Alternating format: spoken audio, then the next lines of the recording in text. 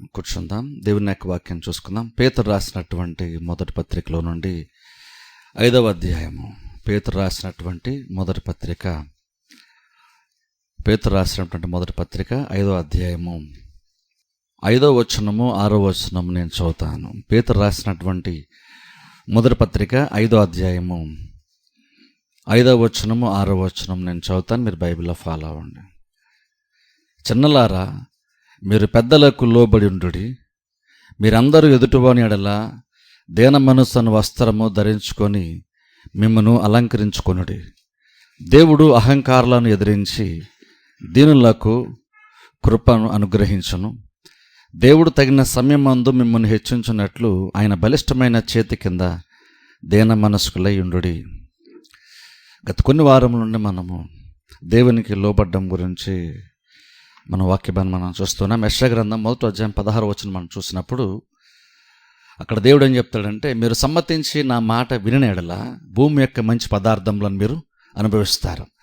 సమ్మతించి మాట వింటే భూమి యొక్క మంచి పదార్థాలు అనుభవిస్తారు. దేవుడు మీరు నా మాట వినండి అని మాత్రమే చెప్పట్లేదు, కానీ మీరు సమ్మతించి నా మాట వినండి అన్నాడు. ఇప్పుడు చూడండి, మాట వినడానికి సమ్మతించి మాట వినడానికి చాలా వ్యత్యాసం ఉంది. చాలామంది మాట వినే వాళ్ళు ఉంటారు, కానీ సమ్మతించకుండా మాటని వింటారు. అంటే తప్పదు కాబట్టనో, లేదని చేయకపోతే బాగోదనో, లేదా మనం చెడుగా కనిపిస్తామనో కొంతమంది మాట వింటారు. ఇప్పుడు మనుష్య రీతిగా చూసుకుంటే అది సరిపోతుంది. కానీ దేవుని దగ్గరకు వచ్చినప్పుడు దేవుని యొక్క స్థాయి ఏంటంటే, మీరు నా మాట వినడం మాత్రం నాకు ఇంపార్టెంట్ కాదు, అంటే నేను చెప్పింది చేయడం మాత్రం ఇంపార్టెంట్ కాదు, మీరు సమ్మతించి నేను చెప్పింది చేయడము నాకు ఇంపార్టెంట్ అని దేవుడు చెప్తున్నాడు. ఇప్పుడు ఎందుకు దేవుడు అలా చెప్తాడంటే, ఒక రీజన్ ఏంటంటే, దేవుడు మన హృదయాలను పరిశీలించేటువంటి వాడు. అంటే అర్థం ఏంటి, ఇప్పుడు ఒక వ్యక్తి మాట విన్నప్పుడు అతడు సమ్మతించి మాట విన్నాడా, సమ్మతించకుండా మాట విన్నాడో దేవునికి చాలా స్పష్టంగా తెలిసిపోద్ది. ఒక మనిషి చెప్పినప్పుడు, నువ్వు నా మాటలు చెప్పినప్పుడు, లేదా అది చేయమని చెప్పినప్పుడు అతను చేశాడో లేదో అన్నది వరకు మాత్రమే మనకు కనబడుతుంది. కానీ దేవుడు హృదయంలోనే పరిశీలించగలడు కాబట్టి దేవునికి మాట విన్నాడో లేదని మాత్రమే కాదు, కానీ సమ్మతించి విన్నాడో లేదో కూడా దేవునికి తెలిసిపోతుంది. అది దేవుని యొక్క ప్రత్యేకత. అందుకనే దేవుని యొక్క స్టాండర్డ్ ఏంటంటే, ఆల్రెడీ దేవునికి ఎలాగో హృదయం తెలిసిపోతుంది కాబట్టి, చాలా క్లియర్ తెలుస్తుంది కాబట్టి దేవుడు ఏమంటున్నాడంటే, మీరు సమ్మతించి నా మాట వినండి అని దేవుడు చెప్తున్నాడు. ఇప్పుడు ఎందుకు మనం దేవుని యొక్క మాట ఎందుకు సమ్మతించి వినాలి అంటే, దేవుడు యొక్క రీజన్ కూడా చెప్పాడు. భూమి యొక్క మంచి పదార్థాలను మీరు అనుభవిస్తారని దేవుడు చెప్పాడు. ఇప్పుడు దేవుడు ఆ మాట యాక్చువల్గా అయితే చెప్పాల్సిన అవసరం దేవునికి లేదు. దేవుడు సర్వాధికారి. మీరు నా మాట వినాలి అని చెప్తే ఖచ్చితంగా ప్రతివారు వినే తీరాలి. కానీ దేవుడు ఏమంటాడంటే, మీరు నా మాట వినడం వల్ల మీకు వచ్చేటువంటి ఆశీర్వాదం ఏంటో కూడా చెప్తానని దేవుడు అది కూడా చెప్తున్నాడు. అంటే ఆ మాట ఏం చెప్తుందంటే, మీరు సమ్మతించి నా మాట వినండి అన్న మాట దేవుడు ఎందుకు చెప్తున్నాడు? వినండి అన్న మాట దేవుడు ఎందుకు చెప్పాల్సి వచ్చింది కూడా ఆలోచించాలి మనం. నా మాట వినండి అని దేవుడు చెప్పాడంటే అర్థం ఏంటంటే, ప్రతి వాళ్ళు దేవుని యొక్క క్రింద లేరని అర్థము. ప్రతి వాళ్ళు దేవుని యొక్క మాట వింటున్నారన్న గ్యారంటీ ఏమీ లేదు. ప్రతి వాళ్ళతో దేవుడు బలవంతంగా కొన్ని కార్యాలు చేస్తాడని కూడా కాదు. దేవుడు కనుక బలవంతంగా కనుక చేస్తే మీరు నా మాట వినండి అని దేవుడు చెప్పాల్సిన అవసరం ఉండేది కాదు. నా మాట వినండి అన్న మాట ఏ సందర్భం చెప్తామంటే, మాట వినకుండా ఉండే సందర్భంలో చెప్తాం ఆ మాట. ఇప్పుడు అందుకని యెషయా గ్రంథం 1వ అధ్యాయంలోనే మనం చూస్తే 2-3 వచ్చిన లాస్ట్ టైంలో మనం చూస్తారు. అక్కడ దేవుడు కూడా ఏం చెప్తాడంటే, నా ప్రజలు నా మాట వినట్లేదని దేవుడు చెప్తున్నాడు. అందుకని ఆ సందర్భంలో దేవుడు వచ్చి ఏమన్నాడంటే, మీరు సమ్మతించి నా మాట వినండి అంటే అర్థం ఏంటంటే, ప్రతి వారితో దేవుడు బలవంతంగా చేయించుకునేవాడైతే ఆ మాట దేవుడు చెప్పేవాడే కాదు. దేవుడు ఆ మాట చెప్పాడంటే అర్థం ఏంటంటే, దేవుడు బలవంతంగా ప్రతి వాళ్ళతో చేయించుకోడు. దేవుడు చేయమని చెప్తాడు. ఆ తర్వాత చేస్తావో లేదో నీ ఇష్టం. చేస్తే మేలు పొందుకుంటావు, నువ్వు చేయకపోతే దాని తగ్గ ప్రతిఫలం నీకు వస్తుంది. అంతేగా నువ్వు చేయడానికి ఇష్టపడలేదు కాబట్టని దేవుడు ఎవరితో కూడా మెడపెట్టి బలవంతంగా దేవుడు ఏది కూడా చేయించుకోడు. దేవుడు ఎందుకు అలా ఒక మనిషి ఎందుకు అలా చేయించుకోడు అంటే, దేవునికి అనుకూలంగా ఉండేటువంటి వాళ్ళు, సమ్మతించి మాట వినేటువంటి వాళ్ళు కూడా కొంతమంది ఉంటారు. దేవుడు అలాంటి వారిని వెతుక్కుంటూ ఉంటాడు. ఇప్పుడు ప్రాబ్లం ఏంటంటే, మనం కనుక సమ్మతించి మాట వినకపోతే ఏం జరుగుతుందో తెలుసు. దేవుని యొక్క పని ఏమి ఆగదు. దేవుడు ఏదైతే చేయమని చెప్పాడో అదేమాత్రం కూడా ఆగదు. ఎందుకంటే దేవుడు ఇప్పుడు ఏం చేస్తాడంటే, సమ్మతించి మాట వినేటువంటి వాళ్ళను దేవుడు ఏర్పాటు చేసుకొని వాళ్ళ ద్వారా అదే కార్యాన్ని దేవుడు జరిగించుకోగలడు. అందుకని దేవుడు ఎప్పుడు ప్రపంచంలో ఇప్పటికి వచ్చి సృష్టి ఆరంభం మొదలుకొని ఇప్పటి వరకు ఏ ఒక్కరితో కూడా బలవంతంగా దేవుడు ఏది చేయించుకుందే లేదు. ఎందుకంటే దేవుడు అలా చేయించుకోడు అంటే దేవుడు అంత వాల్యూని మనకిస్తాడు, అంత గౌరవాన్ని ఇస్తాడు. నీ ఇష్టానికి నీ నిర్ణయాన్ని దేవుడు అంత గౌరవిస్తాడు. అది నిర్ణయం నీది, దానివల్ల నువ్వు పాడైపోయినా నిర్ణయం నీది కాబట్టి దేవుడు దాన్ని కూడా అడ్డుపడ్డు. ఎందుకంటే అది నువ్వు ఇష్టపడ్డావు కాబట్టి దేవుడు దాన్ని కూడా కాదండు. నువ్వు ఒక నిర్ణయం తీసుకున్న తర్వాత నువ్వు నాకు వద్దు అని అన్న తర్వాత నేను మాట విన్నాను తర్వాత దేవుడు పక్కకు జరిగిపోతాడు తప్ప దేవుడు ఏదో రకంగా వీళ్ళతో బలవంతంగానే సరే చేయించుకుందామని దేవుడు ఎప్పుడు కూడా ఆలోచన చేయడు. ఎందుకంటే అది దేవుని యొక్క ప్రేమ, దేవుడు మనకు అంత వాల్యూ ఇస్తున్నాడు. అందుకని దేవుడు అన్నాడు, సమ్మతించి నా మాట వినండి, భూమి యొక్క మంచి పదార్థాలు మీరు అనుభవిస్తారు. ఇప్పుడు అందుకని చూడండి, దేవుని యొక్క మాట ఎందుకు ఒక మనిషి వినడు? దేవుడై ఉండి కూడా, సర్వశక్తిమంతుడై ఉండి, సర్వ అధికారము దేవునికి ఉండి కూడా ఇంకను నీటి బుడగ లాంటి జీవితం కలిగినటువంటి మనిషి దగ్గరకు వచ్చి నువ్వు నా మాట వినాలి అని ఎందుకు చెప్పాల్సి వస్తుంది? ఎందుకు బేసిక్గా మనిషి ఎందుకని దేవుని యొక్క మాట వినడు? ఇప్పుడు చూడండి, అది కూడా మనం ఆలోచించాలి. ఎందుకు బేసిక్గా మనం మాట వినమంటే, మాట వినకుండా ఉండడం అంటే అది మనిషికి బేసిక్గా ఇష్టం. ఎందుకంటే అది మనిషి యొక్క నేచర్, అది మనిషి యొక్క స్వభావం. గత వారం నేను చెప్పని చూస్తారా, నువ్వు మాట ఈజీగా వినేస్తాను, ఎప్పుడో ఒకసారి నేను మాట అన్ను అని జనరల్గా కొన్నిసార్లు కొంతమంది క్రైస్తవులు అనుకుంటారు. కానీ చెప్తాను, మనిషి యొక్క స్వభావం బేసిక్గా ఎలాంటిదంటే, నువ్వు తరచుగా మాట వినకుండడం నీకు ఇష్టమైనటువంటి ఒక కార్యం అవుతుంది. మాట వినడం అంటే కష్టమైనటువంటి కార్యము. అది దేవుని యొక్క మాట అయినా సరే బేసిక్గా మనకేంటంటే, మనకి స్వభావం ఎలాంటిదంటే, మనకంటూ ఒక ఇష్టం ఉంది. దేవునికి ఎలాగే తనకంటూ ఒక ఇష్టము చిత్తం ఉందో అలాగే దేవుని స్వరూపంలో పోలికలో చేయబడిన అక్కడ మనకు కూడా ఒక సొంత ఆలోచన ఉంది, మనకు కూడా ఒక ఇండివిజువల్ పర్సనాలిటీ మనకు ఉంది, మనకంటూ కొన్ని ఆలోచనలు ఉన్నాయి, మనకంటూ కొన్ని ఉద్దేశాలు ఉన్నాయి. ఇప్పుడు అందుకేమవుతుందంటే, దేవుని యొక్క మాట వినడము మనకు అంత ఈజీ కాదు. మాట వినకుండా మనకు చాలా కంఫర్టబుల్గా ఉంటుంది. కానీ మాట వినాలంటే బేసిక్గా ఏం చేయాలంటే, నువ్వు మనిషి యొక్క స్వభావానికి, సహజమైనటువంటి స్వభావానికి విరోధంగా, వ్యతిరేకంగా, అంతకన్నా బలంగా నువ్వు సమ్మతిస్తేనే నువ్వు దేవుని యొక్క మాటకు నువ్వు లోబడగలుగుతావు. అందుకే చెప్తున్నాను చూడండి, మాట వినడం సహజంగా జరిగేది కాదు. అనుకుంటే నేను చాలా మంచి క్రిస్టియన్, నేను తరచుగా మాట వినేస్తాను, నేను ఇప్పుడు వచ్చి ఒక్కసారి కూడా నేను దేవుని యొక్క మాట కాదని అనుకుంటాం. కానీ చెప్తున్నాను, నువ్వు ఇంకా మనిషి యొక్క స్వభావం ఏంటి నీకు సరిగ్గా అర్థము కాలేదు. బేసిక్గా మనిషి యొక్క స్వభావం ఏంటంటే, మాట వినకుండా మనిషికి ఇష్టం బేసిక్గా. ఎందుకు చూడండి, పిల్లల్లో చూడండి, పిల్లలు కనుక మనం ఏదన్నా అది ముట్టుకోవద్దు అని చెప్పామంటే ఆటోమేటిక్గా అదే ముట్టుకోవాలనుకుంటారు వాళ్ళు. ఇప్పుడు అనుకుంటారు చిన్నప్పుడు అంటే పెద్ద తర్వాత ఉండదు అనుకుంటాం, పెద్ద ఎగ్జాక్ట్ అదే నేచర్. ఇప్పుడు ఎగ్జాంపుల్ చూడండి, మాట వినండి ఇది చేయండి చెప్పాను అనుకోండి, ఆటోమేటిక్గా వినకుండా ఉండాలనేటువంటి ఒక ఆశ మనిషి నుంచి ఆటోమేటిక్గా బయటకు వచ్చేస్తుంది. అది చెప్పనంత వరకు బాగానే ఉంటుంది. ఇప్పుడు సపోజ్ నేను మీలో ఎవరికన్నా కనుక ఏదన్నా చేయండి అని నేను చెప్పాను, నా మాట లోబడి చెప్పాను అనుకోండి, అది చెప్పనంత వరకు మీకు నా మీద మంచి అభిప్రాయం ఉంటుంది. కానీ ఎప్పుడైతే నేను మాట వినాలని చెప్పానో ఆటోమేటిక్గా మీలో ఒక నేచర్ బయటికి వచ్చి, ఆ నేచర్ చెప్తానంటే ఆయన మాట నేను ఎందుకు వినాలి? అది చెప్పనంత వరకు బాగానే ఉంటుంది.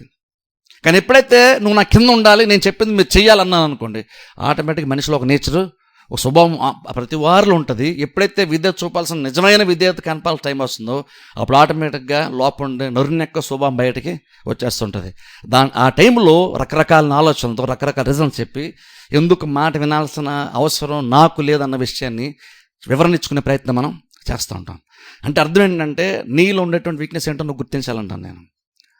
ఎందుకు మనకి మాట వినడం మనం ఇష్టపడం? బేసిక్గా ఒక మంచి కార్యం చేయమని చెప్పినప్పుడు మాట ఎందుకు వినడం మనం ఇష్టపడం? దానికి చాలా రీజన్స్ మనకి ఉంటాయి. అందులో బేసిక్గా చూడండి, 2 రీజన్స్ ఈరోజు నేను చెప్తాను. మనిషి ఎందుకు సహజంగా మనిషి ఎందుకు మాట వెనక ఇష్టపడ్డు? దేవుని యొక్క మాట కావచ్చు, లేదంటే తన పైన ఉన్నటువంటి వారు చెప్పేటువంటి మాట అయినా సరే, నీ పైన ఎవరైతే ఉన్నారో వాళ్ళు చెప్పే మాట బేసిక్ ఎందుకు వినడానికి మనిషి ఇష్టపడం? మనం ఎందుకు ఇష్టపడము? పై ఇతరులు మనం ఏం చేయాలి, ఇతరులు చెప్తే మనకి ఎందుకు నచ్చదు అంటే బేసిక్గా ఏంటంటే, మనం అందరం అనుకోం కానీ లోపల మనకి యాక్చువల్గా గర్వం మనకి ఉంటుంది, అహంకారం. బేసిక్గా అహంకారాన్ని బట్టే మనం ఇంకోటి మాట విన్నాను మనం ఇష్టపడం. ఇప్పుడు అన్నప్పుడు మీరు చెప్తున్న కరెక్ట్గా నాకు అహంకారం ఏమీ లేదని చాలామంది అనుకుంటారు బహుశా మీరు, కానీ మీరు గుర్తించట్లేదేమో. కానీ మీలో ప్రాబ్లము అదే.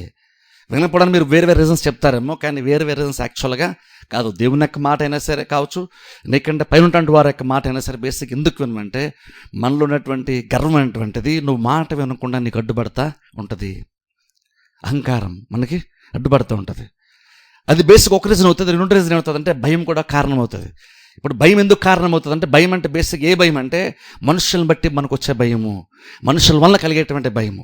అంటే ఏ రకమైన భయం అంటే ఇదేదో ఊరిని భయపడిపోతావు భీతి చెందుతాను కాదు, కానీ నేను ఒకరి కింద ఉన్నానని అంగీకరిస్తూ వాళ్ళు చెప్పిందల్లా నేను చెయ్యాలి, వాళ్ళు చెప్పిన ప్రతిదీ నేను చేస్తూ ఉంటాను, నేను వాళ్ళ కింద ఉంటాను అనేటువంటి ఒక ఆలోచన కలిగి దాన్ని అలాగా ప్రొజెక్ట్ చేసుకోవడము, దాన్ని అలా చూపించుకోవడము బేసిక్గా మనకి ఇష్టం ఉండదు. ఎందుకంటే భయం భయం అంటే నేను కనుక ఒకరి కింద ఉన్నాను అని కనుక నేను చెప్పుకుంటే, నేను అలా చూపించుకుంటే మనుషులు నా గురించి తక్కువగా అనుకుంటారేమంటే భయము. మనుషులు నా గురించి ఏమనుకుంటారు, నేను ఈ స్థితిలో ఉన్నాడు ఇంకా నువ్వు ఒకరి కింద ఉన్నానంటే అది నువ్వు తక్కువ వాడిగా కనబడతానేమంటే భయం కూడా సహజంగా నువ్వు మాట వినకుండా నీకు అడ్డుపడుతూ ఉంటుంది. అయితే ఈ రెండిట్లేదో ఖచ్చితంగా అవుతుంది. నువ్వు మాట వినకుండా ప్రతిసారి బేసిక్గా రెండిట్లేదో రీజన్ అవుతుంది.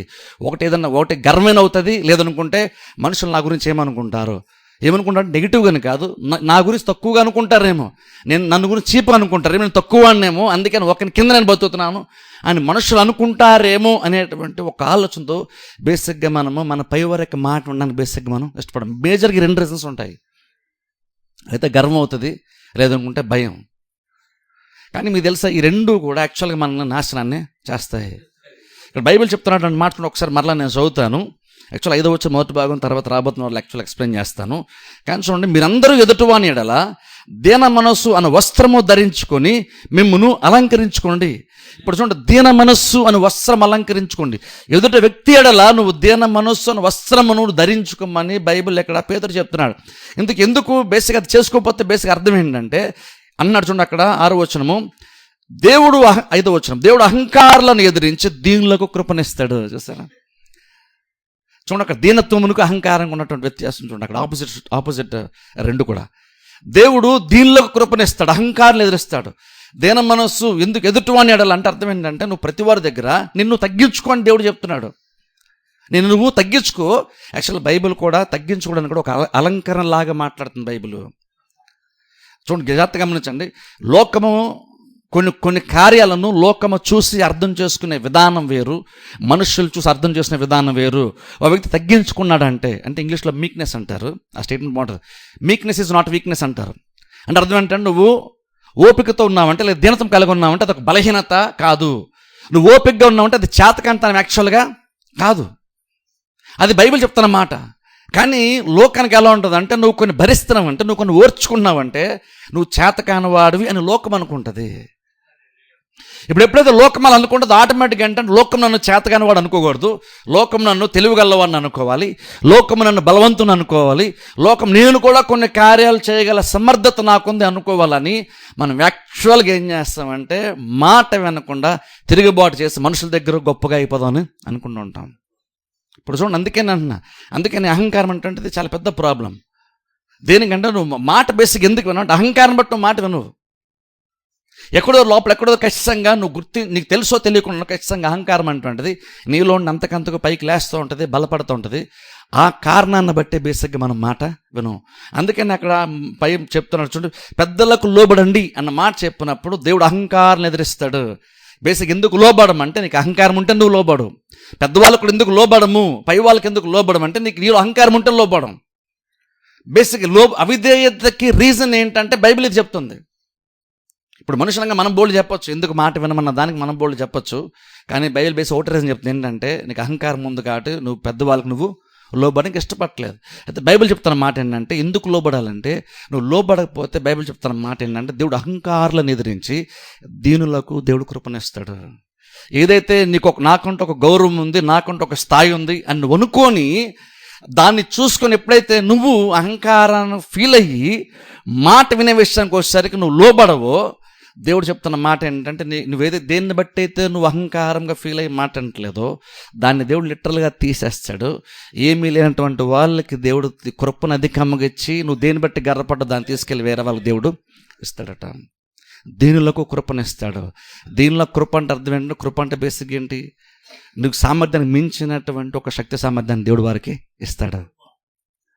ఎవరైతే కొన్ని దేవుడు ఇచ్చిన తర్వాత ఒకవేళ దేవుడే మనకు మంచి స్థితి ఇచ్చినా సరే నేను ఈ స్థితిలో ఉన్నాను అని ఎప్పుడైతే నువ్వు దేవుడు ఇచ్చిన స్థితిని బట్టి కూడా నువ్వు అలాగా నీ స్థితిని బట్టి నువ్వు గర్వపడుతూ మాట్లాడడానికి ఇష్టపడట్లేదు, అహంకారంగా ఫీల్ అవుతున్నావో అప్పుడు దేన్ని బట్టి అయితే నీకు అహంకారం వచ్చిందో దాన్ని దేవుడు ఖచ్చితంగా తీసేస్తాడు. లిటరల్గా ఆలోచించండి, దేవుడు అహంకారాన్ని ఎదిరిస్తాడంట. ఒకసారి ఆలోచించండి, దేవుడు ఎదిరిస్తే ఎలా ఉంటుంది ఒకసారి ఆలోచించండి. దేవుడు ఎదిరిస్తే ఎలా ఉంటుంది? జనరల్ మనుషులు ఎదిరిస్తేనే అది మనకు చాలా ఇబ్బందిగా ఉంటుంది. అప్పుడు దాన్ని బట్టి ఆలోచించండి, దేవుడు ఎదిరిస్తే ఎలా ఉంటుంది ఒకసారి ఆలోచించండి. దేవుడు కనుక లిటరల్గా కనుక ఒక వ్యక్తికి ఎదురుగా నిలబడి దేవుడు కనుక లిటరల్గా వ్యక్తికి వ్యతిరేకంగా పనిచేస్తే ఎదిరిస్తూ ఉంటే ఆ వ్యక్తికి లైఫ్ ఎలా ఉంటుంది ఒకసారి ఆలోచించండి. ఎంత దుర్బలంగా ఉంటుందో ఆలోచించండి. దేవుడు చెప్తున్నాడు అన్నమాట, దేవుడు అహంకారాలు ఎదిరించి దీనిలోకి దేవుడు కృపణిస్తాడు. ఒక వర్గానికి అనుకూలంగా పనిచేస్తాడు, ఒక వర్గాన్ని దేవుడు వ్యతిరేకంగా పనిచేస్తాడు. అందుకే నేను అంటున్నాను చూడండి, ఇక్కడ మనకి బేసిక్ అహంకారం, మనం ఎందుకు లోబడికి ఇష్టపడంటే బేసిక్ అహంకారమే. దాన్ని తీసివేసుకోకపోతే ఖచ్చితంగా నీకు భవిష్యత్తులో ఖచ్చితంగా పెద్ద ప్రాబ్లంగానే మారుతుంది. ఇంకో వాక్యభాగం కూడా చూద్దాం చూడండి. యాకోబు రాసినటువంటి పత్రికలోనికి వెళ్దాం. యాకోబు రాసిన పత్రిక 4వ అధ్యాయం. యాకోబు రాసిన పత్రిక 4వ అధ్యాయము. యాకోబు రాసిన పత్రిక 4వ అధ్యాయము 6-7 వచనాలు చదువుతాను. యాకోబు రాసిన పత్రిక 4వ అధ్యాయము 6-7 వచనాలు నేను చదువుతాను. యాకోబు పత్రిక 4వ అధ్యాయము 6-7 వచనాలు. 6-7 వచనాలు చదువుతాను. అందుచేత దేవుడు అహంకారం ఎదిరించి దీనులకు కృప అనుగ్రహించినని లేఖనము చెప్పుచున్నది. కాబట్టి దేవునికి లోబడి ఉండి అపవాదిని ఎదిరించుడి, అప్పుడు వాడి మెద్ద నుండి దూరంగా పారిపోను. ఇక్కడ గమనించండి, ఎందుకు మనము దేవునికి లోబడాలంటే బైబిల్ చెప్తున్న మాట, దేవుడు అహంకారాలు ఎదిరిస్తాడు, దీనిలకు కృపనిస్తాడు. కాబట్టి మీరు దేవునికి లోబడండి. అంటే దేవుడు ఎవరికి ఎక్కువ కృపనిస్తాడు అంటే ఎవరైతే దేవునికి లోబడడానికి ఇష్టపడతారో వారికి దేవుడు అత్యధికమైనటువంటి కృపను దేవుడు ఇస్తాడు. అంటే అర్థం ఒకసారి ఆలోచించండి, ఈరోజు ఒక వ్యక్తి మరో వ్యక్తి యొక్క మాట వింటూ దీనుల్లా కనబడుతూ, అందరికంటే తక్కువ వాళ్ళ కనబడుతూ, ఒకని చేతి కింద ఉన్నవాళ్ళ కనబడుతూ ఉంటే మనుషులు కొన్నిసార్లు చూసినప్పుడు వాడు ఇంకా మరీ చీప్గా, ఒక సెల్ఫ్ రెస్పెక్ట్ కూడా లేకుండా ఇలా బిహేవ్ చేస్తున్నాడని లోకం అనుకుంటుంది. బహుశా నీ చుట్టూ ఉన్నటువంటి మనుషులు అనుకుంటారు. చాలా సందర్భంలో తోటి విశ్వాసులు కూడా అలాగ అనుకుంటారు. కానీ అలా అనుకుంటుండగానే దేవుడు మన అభిప్రాయాన్ని మార్చేస్తాడు. ఎలా తెలుసా? ఆ వ్యక్తి చాలా అల్పంగా చీప్గా బిహేవ్ చేస్తున్నాడు, ఒక మనిషి కింద ఉన్నలాగా బిహేవ్ చేస్తున్నాడు, సెల్ఫ్ రెస్పెక్ట్ కూడా లేకుండా బిహేవ్ చేస్తున్నాడు. ఎప్పుడైతే నువ్వు అనుకుంటుంటావో దేవుడిని అభిప్రాయాన్ని ఎలా మార్చేస్తాడు తెలుసా? ఎదురు వ్యక్తి కృపనిచ్చి నీ కళ్ళెదురుగానే అతన్ని హెచ్చించి, ఎవరైతే వాళ్ళు చీప్ అనుకుంటారో వాళ్ళందరి అభిప్రాయం దేవుడు మార్చేస్తాడు. అందుకని చెప్తున్నాను చూడండి, అందుకని ఇది చాలా సీరియస్ అయిన ఒక విషయం. కృపను పొందుకోండి అంటే దేన మనసు కలిగి. అందుకని చాలా ఇంపార్టెంట్ అంటాను. నీకు ఎంతైనా సరే, నీకు అలంకరణగా నీకు చాలా బిరుదులు ఉండొచ్చు, నీకు ఎడ్యుకేషన్ ఉండొచ్చు, మంచి జాబ్ ఉండొచ్చు, మంచి స్థితి ఉండొచ్చు, నీలో చాలా ప్రత్యేకత ఉండుండొచ్చు. కానీ ఇంక నువ్వు బైబిల్ చెప్తున్న మాట అంటే నువ్వు అన్నీ పక్కన పెడితే తప్ప నువ్వు దేవునికి నువ్వు లోబడలేవు. ఎందుకంటే లేదనుకుంటే ఏదైతే గొప్ప నువ్వు అనుకుంటున్నావో, ఏదైతే నీకు లాభము, ఏదైతే నీకు గౌరవం అనుకుంటున్నావో, రేపు నువ్వు అవిధేయత కనపరుస్తాను, నీకు అదే అడ్డుగా ఉంటుంది. గతంలో చెప్పని చూస్తారు, ఈవెన్ యేసుక్రీస్తు సైతము తండ్రికి లోబడే విషయానికి వచ్చేసరికి దేవునితో కూడా ఉన్నట్టు విడిచిపెట్టకుండా భాగ్యమని ఎంచుకొని లేదని బైబిల్ మనం చూస్తున్నాం. ఆయన ఏదైతే గొప్ప అనుకుంటున్నాడో దాన్ని పక్కన పెట్టేసి మరణమగునంతగా తండ్రికి విధేయతను చూపించడం బైబిల్ మనం చూస్తున్నాం. తను ఏదైతే ఏ స్థితిలో అయితే ఉండేవాడో ఒరిజినల్గా, ఎంత మహిమ అయితే క్రీస్తుకుందో, ఎంత గొప్పతనం అవుతుందో అదంతటిని ఆయన పక్కన పెట్టేశాడు, దేవుని యొక్క మాటను ఉన్నాడు. నువ్వు దాంతో పాటు ఉండి నాకున్నటువంటి గొప్పతనం అంతటితోనే నేను దేవుని యొక్క మాట వింటానంటే నువ్వు అలా వినలేవు. వినాలన్న మనసు నీకు ఉండొచ్చు, కానీ నీకున్నటువంటి గొప్పతనాన్ని ఎందుకు నువ్వు పక్కన పెట్టలేకపోతున్నావు అన్నది ఆలోచిస్తే బహుశా అహంకారము అయి ఉండొచ్చు. ఎందుకంటే నువ్వు దేవుని దగ్గరికి వచ్చేటప్పుడు, దేవుని యొక్క మాట వినేటప్పుడు వాటన్నిటితో పాటే నేను ఉంటానంటే నువ్వు అలా తగ్గించుకోలేవు. ఎందుకంటే నీకు అది అడ్డు వస్తుంది. క్రీస్తు సైతము తన మహిమను, గొప్పతనాన్ని, దైవిక స్వభావాన్ని పక్కన పెడితే తప్ప దేవుని యొక్క మాటను వినలేదు. అంటే బేసిక్గా వినేటువంటి విధేయత దానిలో ఏముంటుందంటే, నీలో ఉన్నటువంటి గొప్పతనం నువ్వు పక్కన పెట్టకుండా విధేయత జరగదు. నేను అలాగైతే లోబడలేను కాదు, నువ్వు విధేయత అలా కనపరచలేవు. నువ్వు విధేయతలో ఏముంటుందంటే నీ గొప్పతనంతా నువ్వు పక్కన పెట్టాలి. అలా పెడితేనే ఆ ప్రాసెస్లోనే నీకు విధేయత వస్తుంది. దాంతోపాటుగా నేను విధేయతను కనపరుస్తానంటే అలాగున్న విధేయత రాదు. అనేది బైబిల్ చెప్తున్నమాట. దేవుడు అహంకారాన్ని ఎదురిస్తాడు, దీనులకు కృపనిస్తాడు. సో నిజంగా ఆలోచించండి, అంటే దీనత్వం అనేటువంటిది బలహీనమైనటువంటి ఒక స్థితి కాదు. వీక్నెస్ అంటే వీక్నెస్ కాదు. అది ఒక వ్యక్తి దీనత్వం కలిగి ఉన్నాడంటే, తగ్గించుకుంటున్నాడంటే, దీన మనసు కలిగి ఉన్నాడంటే, ఒకటి కింద ఇష్టపడుతున్నాడంటే చేతకాకుంటున్నాడని కాదు. బట్ ఇంకా చెప్పాలంటే నీ ఆత్మ నిజంగా బలంగా ఉంటే తప్ప నువ్వు ఒక వ్యక్తి కింద నువ్వు ఉండలేవు. నీ ఆత్మ బలంగా ఉంటే తప్ప ఒక శరీర సంబంధమైన ఒక మనిషి కింద నువ్వు ఉండలేవు. ఒక మనిషి కింద ఉండాలంటే నీకు కావాల్సింది ఆత్మబలము. ఎందుకంటే నీ శరీరం ఎప్పుడు కూడా వ్యతిరేకంగా మాడుతుంటుంది. నీ శరీరం ఎప్పుడు కూడా నువ్వు ఎందుకు లోబడాలి, నువ్వు లోబడాల్సిన అవసరం లేదని దానికి చాలా రీజన్స్ నీ శరీరము నీ మైండ్కి చెప్తూ ఉంటుంది. కానీ నువ్వు దాన్ని జయించాలంటే నీ శరీరం కంటే నీ మైండ్ కంటే నీ ఆత్మ ఎంతో రెట్లు బలంగా ఉంటే తప్ప ఈ శరీరం యొక్క స్వరాన్ని, మనసు యొక్క స్వరాన్ని అణిచివేసుకొని నువ్వు ఒక మనిషి కిందకు నువ్వు వెళ్ళలేవు. ప్రపంచంలో ప్రతి వాళ్ళు కూడా, అన్యులైనా సరే విశ్వాసులైనా సరే, ప్రతి వాళ్ళు కూడా ఎవరెవరి కింద ఖచ్చితంగా దేవుడు పెట్టే ఉంచాడు. ప్రతి వారు ఎవరెవరి కింద ఖచ్చితంగా ఉన్నారు. ఎవరు లేను, నేను ఇండివిజువల్గా ఉంటున్నానండి, నేను ఎవరి కింద లేను అన్నవాడు ప్రపంచంలో ఎవరు లేడు. ఈవెన్ అన్యుడు సైతము లేడు. దేవుని యొక్క రాజ్యం అంత సిస్టమేటిక్గా, అంత క్రమంగా పనిచేస్తుంటుంది. ప్రతి వాళ్ళు ఎవరెవరి కింద ఖచ్చితంగా ఉంటూనే ఉన్నారు. అప్పుడు లోబడి అంత ఇంపార్టెంట్ ఒకసారి ఆలోచించండి. ఎందుకంటే నీకు ఏదన్నా దీవెన రావాలంటే, ఏదైనా కార్యం జరగాలంటే పైనుంచి ఖచ్చితంగా దేవుడు నీకు అది ఇస్తాడు. అందుకని అది చాలా చాలా ఇంపార్టెంట్. అందుకు కొన్నిసార్లు చూడండి, అహంకారం కొన్నిసార్లు మనకు అహంకారంలా కనబడదు. అది కొన్నిసార్లు మనం ఏమనుకుంటామంటే అది సెల్ఫ్ రెస్పెక్ట్ ఏమనుకుంటాం. అది గౌరవం అండి, నా గౌరవాన్ని కాపాడుకుంటున్నాను అని బహుశా అనుకుంటాం. కానీ అంటే బహుశా అది గౌరవం కాదేమో కొంచెం ఆలోచించుకుంటున్నాను. లోబడ్డానికి కనుక నీకు అడ్డొస్తుందంటే అది నాకు ఖచ్చితంగా అది గౌరవం కాదు, అది బహుశా అహంకారము అయి ఉండొచ్చు. కాకపోతే చాలా సందర్భాల్లో అది అలా కనబడదు. ఎందుకంటే దానికి కూడా వేరు వేరు పేర్లు ఉంటాయి కాబట్టి. చూడండి, బైబిల్కి ఒకసారి వెళ్దాం. చూడండి, ఆదికాండం 11వ అధ్యాయంలోనికి వెళ్దాం. ఒకసారి బాబేలు గోపురం గురించి ఒకసారి మనం చూద్దాం. ఆదికాండము 11వ అధ్యాయము. ఆదికాండము 11వ అధ్యాయము. ఇక్కడ సందర్భం చెప్పిన తర్వాత కొన్ని వచనాలు మనం చదువుకుందాం. ఆదికాండం 11వ అధ్యాయంలో ఇక్కడ బాబేలు గోపురం కట్టాలని మనుషులందరూ కూడా తలంచుకున్నట్లుగా బైబిల్ ఇక్కడ మనం చూస్తాం. వాళ్ళందరూ ఏమన్నారంటే, అక్కడ చూడండి ఒకసారి నేను చదువుతాను. వాళ్ళకి ఉద్దేశం అక్కడ బైబిల్లో మనం చూస్తాం. చూడండి, వాళ్ళ ఉద్దేశం ఏంటంటే 4వ వచనం చదువుతాను. చూడండి, ఆదికాండం 11వ అధ్యాయము 4వ వచనం. మరియు వారు ఇక్కడ గమనించిన వాళ్ళకి ఉద్దేశము, మన భూమి అందంతటా చెదిరిపోకుండా ఒక పట్టణమును, ఆకాశం నంటంత శిఖరము గల ఒక గోపురమును కట్టుకొని పేరు సంపాదించుకుందాము రెండని మాటలాడుకొనగా, యెహోవా నరుల కుమారులు కట్టిన పట్టణమును గోపురమును చూడ దిగి వచ్చాను. గమనించిన మనుషులు రెండు రకాల అనుకున్నారు. ఏమన్నారంటే, మనము చెదిరిపోకుండా ఉండడానికి మనం మంచిగా ఒక బిల్డింగ్ కట్టుకుందాం, అందరూ ఒకే చోట ఒక సొసైటీ లాగా ఫామ్ అవడానికి, ఒకే చోట ఉండడానికి మనం అందరం కలిసి ప్లాన్ చేసుకొని మంచి బిల్డింగ్ కట్టుకుందాం. ఇప్పుడు అందరూ తప్పుందా? అందరూ ఒకే దగ్గర ఉందాం, అందరూ తప్పుందా? బేసిక్గా అది ఒక రకంగా చెప్పుకుంటే అది ఒక రకమైనటువంటి ఐక్యత కదా. అందరూ ఒక దగ్గర ఉందాం, చెదిరిపోవద్దు. ఒక రకంగా చెప్పండి అది మంచి ఉద్దేశమే. ఒకవేళ చూడండి, కొన్నిసార్లు బహుశా మనకు కూడా అలాంటి కొన్ని ఆలోచనలు ఉంటాయి. అందులో తప్పేముందండి అనుకుంటాం, బహుశా అందులో తప్పు లేదు. కానీ ఆ తర్వాత ఉంది చూసారా బైబిల్లో, అలా చేసి మనం పేరు సంపాదించుకుందాం, అక్కడ ప్రాబ్లం వస్తుంది.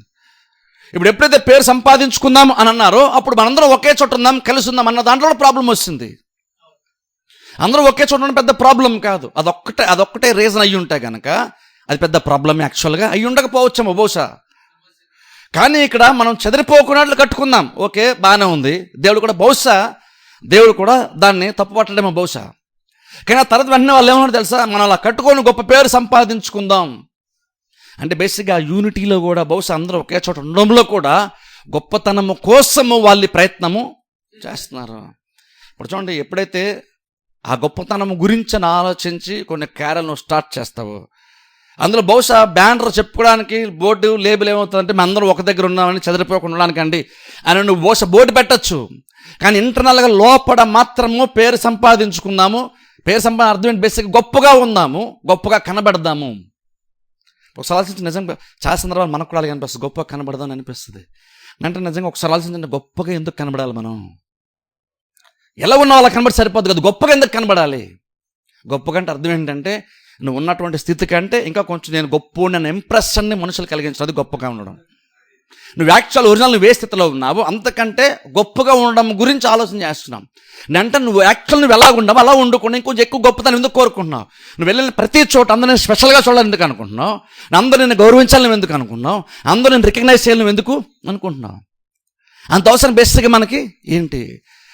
నీకున్నటువంటి సొసైటీలో నీకంటూ దేవుడు ఒక స్థితిని ఇచ్చాడు, కృపనిచ్చాడు, ఆ గౌరవం ఉంది. దానికి మించి ఎందుకు మనం ఆశపడుతున్నాం? దానికి మించి మనకు ఉంది అనేటువంటి భ్రమలు ఎందుకు బతకాలనుకుంటున్నాం? దానికి మించి నాకు ఇంకెక్కువ గౌరవమే ఉంది అని ఇంప్రెస్ అనే జనాలకు ఎందుకు కలిగించే ప్రయత్నం బేసిక్గా మనం చేస్తాం. బేసిక్గా దానిలో వచ్చే యూజ్ ఏముంటుంది? అది జస్ట్ ఒక 10 నిమిషాలు లేదా ఒక అరగంట గంట మనుషులకు అభిప్రాయం ఉంటున్నంత వరకు నువ్వు అవసరం మించి గొప్ప కనబడుతున్నంత వరకు మాత్రమే అది జస్ట్ ఆఫ్ ఫీలింగే. దానివల్ల నీకు వచ్చేటువంటి లాభం అయితే కొంచెం కూడా ఏమీ బేసిక్గా ఉండదు. మరి పెద్దగా ఎటువంటి యూజ్ లేనటువంటి ఒక దానికోసం ఎందుకు అంతలా చూపించిన ప్రయత్నం బేసిక్గా మనిషి చేస్తాడు? ఎందుకు చేస్తాడు మనిషి? ఇక్కడ వాళ్ళు అలాగే ప్రయత్నం చేశారు, మనం గొప్పగా ఉందాము. ప్రతి మనిషి కూడా అదే ప్రయత్నం ఈ రోజులో, గొప్పగా ఉందామని. అందులో ప్రాబ్లం ఏంటంటే, నువ్వు గొప్పగా ఉందామని నువ్వు అనుకుంటే నువ్వు గొప్పడు అవ్వు, దేవుడిని హెచ్చిద్దామనుకుంటే నువ్వు హెచ్చింపడతావు. ఎందుకంటే కీర్తనలు చదవని చూసారా, హెచ్చనటువంటిది అంటే ప్రమోషన్ అనొచ్చు, లేదా నీ స్థితి గొప్పగా ఉండడం గురించి. గొప్ప స్థితి అటువంటిది తూర్పు నుండో పడమర నుండో లేదా అరణ్యములో ఉండో రాదు, కానీ పరలోకం అంటే దేవుని దగ్గర నుండి వస్తుందట. ఆ దేవుడు ఎవరిని హెచ్చిస్తాడు అంటే బైబిల్ ఆయన చెప్పాడు, ఎవరైతే దేన మనసు కలిగి ఉంటారో నేను వాళ్ళని హెచ్చిస్తానని దేవుడు చెప్పాడు. అంటే బేసిక్ అర్థం అంటే నువ్వు ఉన్న స్థితి కంటే ఇంకా నువ్వు తక్కువ కనిపించే ప్రాబ్లమే లేదు. నువ్వు ఉన్న స్థితి కంటే ఇంకా నువ్వు తగ్గు పర్వాలేదు, ప్రాబ్లమే లేదు. యేసుక్రీస్తు బోధకుడయ్యుండి కూడా శిష్యుల పాదాలు కట్టడానికి 2-3 సార్లు ఏమీ ఆలోచించలేదు. ఎవరు ఆయనతో ఏమీ చేయించలేదు, ఎవరు ఆయన చేయలేదు, ఎదురు కూడా చూడలేదు. ఇప్పుడు యాక్చువల్గా ఆయన కనుక నేను చేస్తాను ముందే చెప్పుంటే పేతురు లాంటి కొంతమంది శిష్యులు ముందుగానే యాక్చువల్గా ఆపేసేవాళ్ళు, ఆయన ముందుగానే చెప్పుంటే. కానీ వాలంటరీగా ఆయన చేసుకుంటూ వెళ్ళిపోయాడు. నిజంగా ఆయన 12 మంది శిష్యుల పాదాలు కడాల్సిన అవసరం ఆయనకు లేదు. యాక్చువల్గా నిజంగానే వాళ్ళు కూడా కడిగించుకునే ఉద్దేశం వాళ్ళకు కూడా లేదు. నిజంగా యేసుక్రీస్తు వాళ్ళ పాదాలు కడిగినంత మాత్రమున అక్కడ పేతురు గొప్పడైపోడు, తోమయం గొప్పడైపోడు, యూదాయం గొప్పడైపోడు. కానీ ఇంకా యేసుక్రీస్తు ఆ కార్యాన్ని చేశారు. ఇప్పుడు యేసుక్రీస్తు ఆ కార్యాన్ని చేశారు, మనం ఎందుకు అలా చేయలేము? యాక్చువల్గా అక్కడ ఆ సందర్భంలో యేసుక్రీస్తు పాదాలే కడిగేశారు. ఇప్పుడు ఈ రోజుల్లో నువ్వు ఎవరి పాదాలను కడగాల్సిన అవసరం బేసిక్గా నీకు లేదు. కొంతమంది ప్రభుబాల ఆ టైంలో పాదాలు కడుగుతారు, అది వేరే విషయం లేండి. దానికి అది మళ్ళీ వేరే స్టోరీ. యేసుక్రీస్తు కడిగిన పాదాలు కడిగిన అంత సమానం అవ్వదు, ఆ సందర్భం వేరు.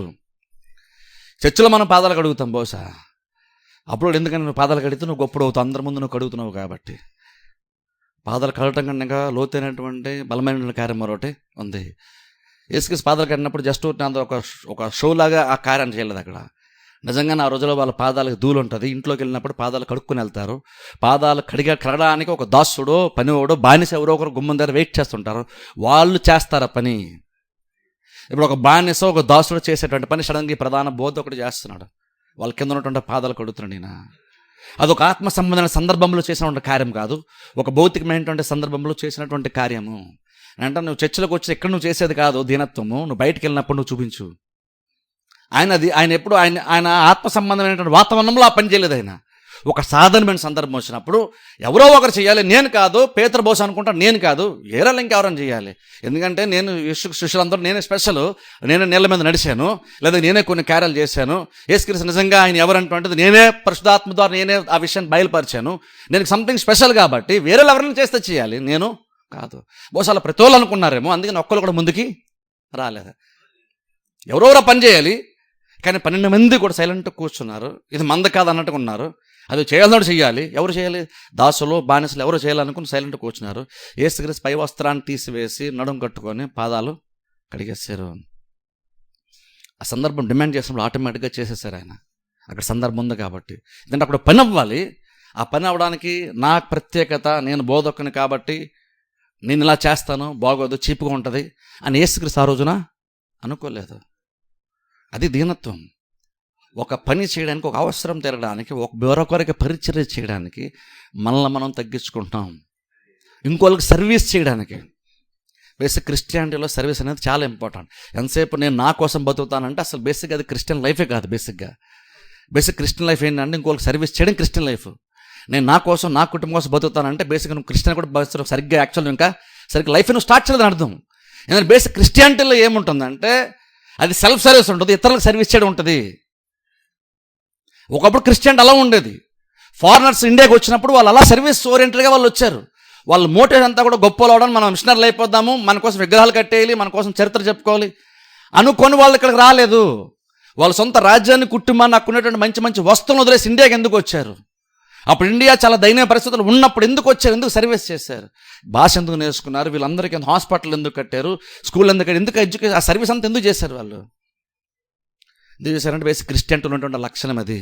క్రిస్టియన్టీ బేసిక్ ఒక లక్షణం ఏంటంటే బతికేటప్పుడు నీ కోసం కాదు, ఇతరుల కోసం కూడా నువ్వు బతకాలి. అప్పుడు ఇతరుల కోసం బతకాలన్నప్పుడు నీ స్థాయి నువ్వు తగ్గించుకుంటే తప్ప నువ్వు ఆ కార్యాన్ని చేయలేవు. యేసుక్రీస్తు ఆ సందర్భం వచ్చినప్పుడు ఆ పనిని యాక్చువల్గా యేసుక్రీస్తు చేశారు. ఆయన అవసరాన్ని మించి గొప్పడైపోతాను ఇప్పుడు అని అనుకోలేదు. ఆయన కూడా నిజంగా మరణమోగినంతకంటే అర్థం ఏంటంటే ఆయన టైం వచ్చే వరకు కూడా అందరూ ఎన్ని మాట అన్నా సరే, ఎంతమంది ఎన్ని ఛాలెంజెస్ చేస్తున్నా సరే, నువ్వు దేవుని కుమారుడైతే శిలువ మీద దిగిరా అని చాలామంది అన్నారు. ఆయన కళ్ళు గంతలు కట్టేసి నీకు గుద్దింది ఎవరో చెప్పానన్నారు, దెబ్బలు కొట్టింది ఎవరో చెప్పన్నారు. ఎండాకాలు చేసినా సరే ఆయన సైలెంట్గా భరించాడు. ఆయన ఓపికగా ఉన్నాడు. ఆయన చేతకనడు అనుకున్నారు, ఆయన దేవుని కుమారుడు కాదనుకున్నారు, ఆయన ఏమీ చేయలేడు అనుకున్నారు. 3 days తర్వాత ఆయన ఏం చేయగలడో దేవుడు ప్రపంచానికి చూపించాడు. జస్ట్ 3 days టైం పట్టింది. 3 days తర్వాత ప్రపంచం మొత్తానికి అర్థమైపోయింది ఆయన నిజంగా దేవుని కుమారుడు. మనం నిన్ను చీపుగా చూసాం, మొన్న గుద్దాము, మాట్లాడాము, ఆయన సిలువేయమన్నాము, ఆయన తక్కువ చేసి మాట్లాడాము, కానీ ఆయన నిజంగానే దేవుని కుమారుడు. దేవుడు అక్కడ క్రీస్తు ఎంతగా తగ్గించుకున్నాడు అంతగా దేవుడు హెచ్చించాడు. ప్రపంచంలో ఆయన తగ్గించుకున్నందుకు ఎవరు తగ్గించుకోలేదు తండ్రి మాట వినే విషయంలో.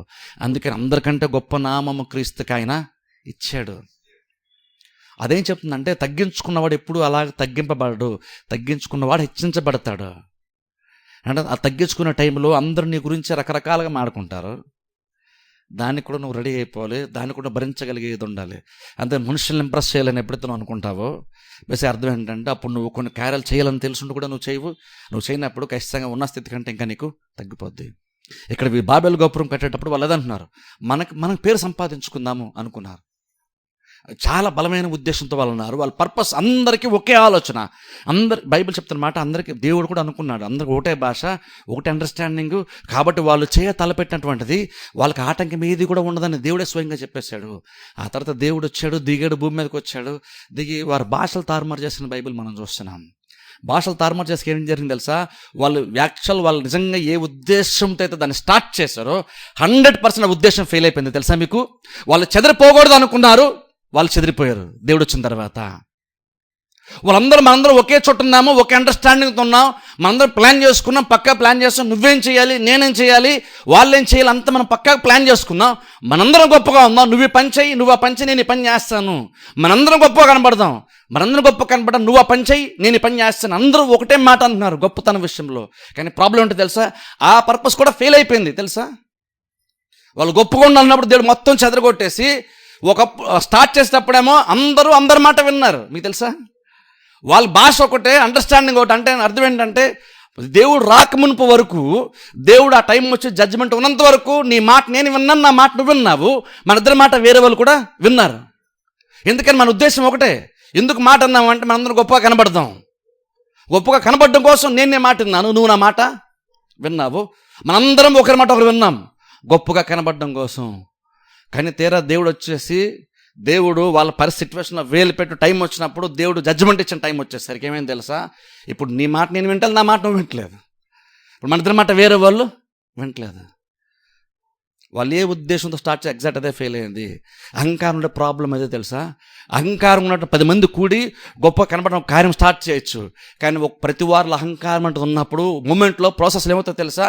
ఓ మూమెంట్ వచ్చేసరికి తీరా గొప్పతనం వచ్చేస్తుంది అన్న టైంలో సరే ప్రతి వాళ్ళకి ఏంటంటే నీకు నేను గొప్పడు కనబడాలి, నా ఆటోమేటిక్ వచ్చేస్తుంది తెలుసా? అందుకు చూడండి, చాలా విషయాలు చూడండి, ఈవెన్ ఎక్కువ రాజకీయంలో ఇలాంటివి చూస్తాం. ఒక విషయం కూడా అందరూ ఫైట్ చేస్తారు, కానీ తీరా పొజిషన్ వచ్చేసరికి ఎవరి కాలం మళ్ళీ గేమ్లు ఆడేస్తుంటారు. నేను గొప్పలో కానీ అంతా నేనే చేశాను అన్నటువంటి ఒక పేరు సంపాదించుకోవాలి అనుకుంటారు. అందరూ కలిసి ఒక ఫైట్ చేస్తారు. తీరా ఒకటి వచ్చిన తర్వాత ఆ గొప్పతనం క్రెడిట్ పొందే విషయానికి వస్తారు మాత్రము మళ్ళీ ఫైట్ చేసుకుంటారు. కార్యము సాధించుకునే వరకు అందరూ కలిసే చేస్తారు. కానీ సాధించుకున్న తర్వాత పేరు వచ్చేసరికి మాత్రం అంతా నేను చేశాను, వాళ్ళు కాదు అంటే ఒకరు గొడవలు. నేను అసలు స్టార్ట్ చేశాను, నేను చేశాను, నేను ఇంపార్టెంట్ అని పొజిషన్ వచ్చేసరికి మాత్రం అంటే బేసిక్ అంతకుముందు అంతా కూడా కలిసి ఎందుకు చేశారు అంటే గొప్పతనం కోసం, సర్వీస్ చేయడానికి కాదు. ఎప్పుడైతే అది ఉంటుందో అహంకారాన్ని బట్టి 10 మంది కూడుకోవచ్చు, అహంకారాన్ని బట్టి కొంతవరకు ఐక్యత రావచ్చు. కానీ నిజంగా అహంకారం అంటూ ఉన్నప్పుడు ఆ ఐక్యత ఎక్కువ కాలం నిలబడదు. ఏ ఉద్దేశంతో అయితే నువ్వు అహంకారాన్ని బట్టి స్టార్ట్ చేసి సాధించుకోవడం, గొప్ప కనబడడం కోసం ఐక్యత సాధించను అనుకుంటున్నావో ఖచ్చితంగా ఆ పర్పస్ కూడా ఫెయిల్ అయిపోతుంది యాక్చువల్గా. అలాగే తీరా అందరూ ఒకే మాట ఉన్నారు, కానీ ఒక టైం వచ్చేసరికి ఒకరి మాట ఒకరికి అర్థం కూడా కాలేదు. అండర్స్టాండింగ్ డిఫరెన్స్ వచ్చేసింది. బేసిక్గా చెప్తాను చూడండి, అహంకారం బేసిక్గా అలాగనా పనిచేస్తుంది. ఎందుకంటే చూడండి, గొప్ప కనబడడం అసలు ఇప్పుడు మనం పెద్దగా ఆలోచన చేయకూడదు. దేవుడు తగిన సమయం మందు మిమ్మల్ని హెచ్చించినట్లు దేవుని బలిష్టమైన చేతి కింద దేన మనసు కలిగి ఉండుడి. సరే, దేవుని చేతి కింద అంటే దేవుడు ప్రతిసారి నీ పైన ఉంటున్నాడా? దేవుడు నీ పైన ఉండడు, కానీ నీ పైన దేవుడు వేరే వాళ్ళని పెట్టాడు. దేవుడు వేరే వాళ్ళని పైన పెట్టాడంటే దేవుడే ఉన్నట్టు. అందుకని శతాధిపతి అన్నాడు చూసారా, నేను శతాధిపతి, నా కింద 100 మంది సైనికులు ఉన్నారు, నేను కూడా అధికారంలోకి లోబడినటువంటి వాడను. అక్కడ ప్రతి వాళ్ళు ఈ శతాధిపతి యొక్క మాట ఎందుకు అంటున్నారంటే శతాధిపతిని బట్టి మాట అంటలేదు, రోమన్ గవర్నమెంట్ని బట్టి శతాధిపతి యొక్క మాటలు వింటున్నారు. అలాగే ఈ శతాధిపతి కూడా వేరే వాళ్ళ యొక్క మాట ఎందుకు అంటున్నాడంటే తన పైన ఉన్నటువంటి వ్యక్తిని బట్టి కాదు, రోమన్ గవర్నమెంట్ని బట్టి మాట అంటున్నాడు. అందుకే రోమన్ గవర్నమెంట్ ఎప్పుడు కూడా తిరుగుబాటుని అస్సలు సహించదు, చాలా స్ట్రిక్ట్గా యాక్షన్ తీసుకుంటారు. అంటే వాళ్ళ గవర్నమెంట్ ఆ సిస్టమ్ అంటే అంత బలంగా పనిచేస్తుంది, చాలా స్ట్రిక్ట్గా పనిచేస్తుంది రోమన్ గవర్నమెంట్. ఇప్పుడు అంటాను, రోమన్ గవర్నమెంట్ అలా పనిచేస్తే దేవుని యొక్క రాజ్యం ఇంకెంత స్ట్రిక్ట్గా ఎంత పద్ధతిగా పనిచేస్తుంది ఆలోచించండి. అంటే బేసిక్ అర్థం ఏంటంటే అహంకారం ఉన్నప్పుడు ఖచ్చితంగా దేవుడు ఖచ్చితంగా దాన్ని ఎదిరిస్తాడు. దేవుడు ఎదిరించాడంటే అర్థం ఏంటంటే ఖచ్చితంగా స్థితి ఓ టైం వస్తే తగ్గిపోద్ది. ఇక్కడ వాళ్ళ అహంకారాన్ని బట్టే వాళ్ళు అలా అనుకున్నారు, సాధిద్దాం అనుకున్నారు, ఏదో చేద్దాం, గొప్ప కనబడదాం అనుకున్నారు. కానీ ఏ ఉద్దేశంతో అయితే వాళ్ళు ప్రయత్నం చేశారో, ప్రయాసపడుతున్నారో, అది చివరికి అలా సాధించుకోలేకపోయారు. అదేం ప్రూవ్ చేస్తుంది తెలుసా? నీకు నువ్వుగా గొప్పగా కనబడాలని, గొప్పగా ఉండాలని ఎప్పుడైతే అనుకొని కొన్ని చీప్ అనుకుని నువ్వు కొన్ని కార్యాలు ఎస్కేప్ అయిపోతూ చేయడం మానేసి మనుషుల్లాగా తక్కువగా అనుకుంటారు, నేను గొప్పలా కనబడి ఎప్పుడైతే నువ్వు అనుకున్నావో, యాక్చువల్ నువ్వు ఏదైతే సాధిద్దాం అనుకుని ప్రయాసపడుతున్నావో చివరికి నువ్వు అక్కడికి వెళ్ళిపోతావు. ఏదైతే నువ్వు అవాయిడ్ చేస్తున్నావో, ఏదైతే వద్దనుకుంటున్నావో చివరికి దేవుడిని అక్కడికి తీసుకెళ్ళి పెడతాడు.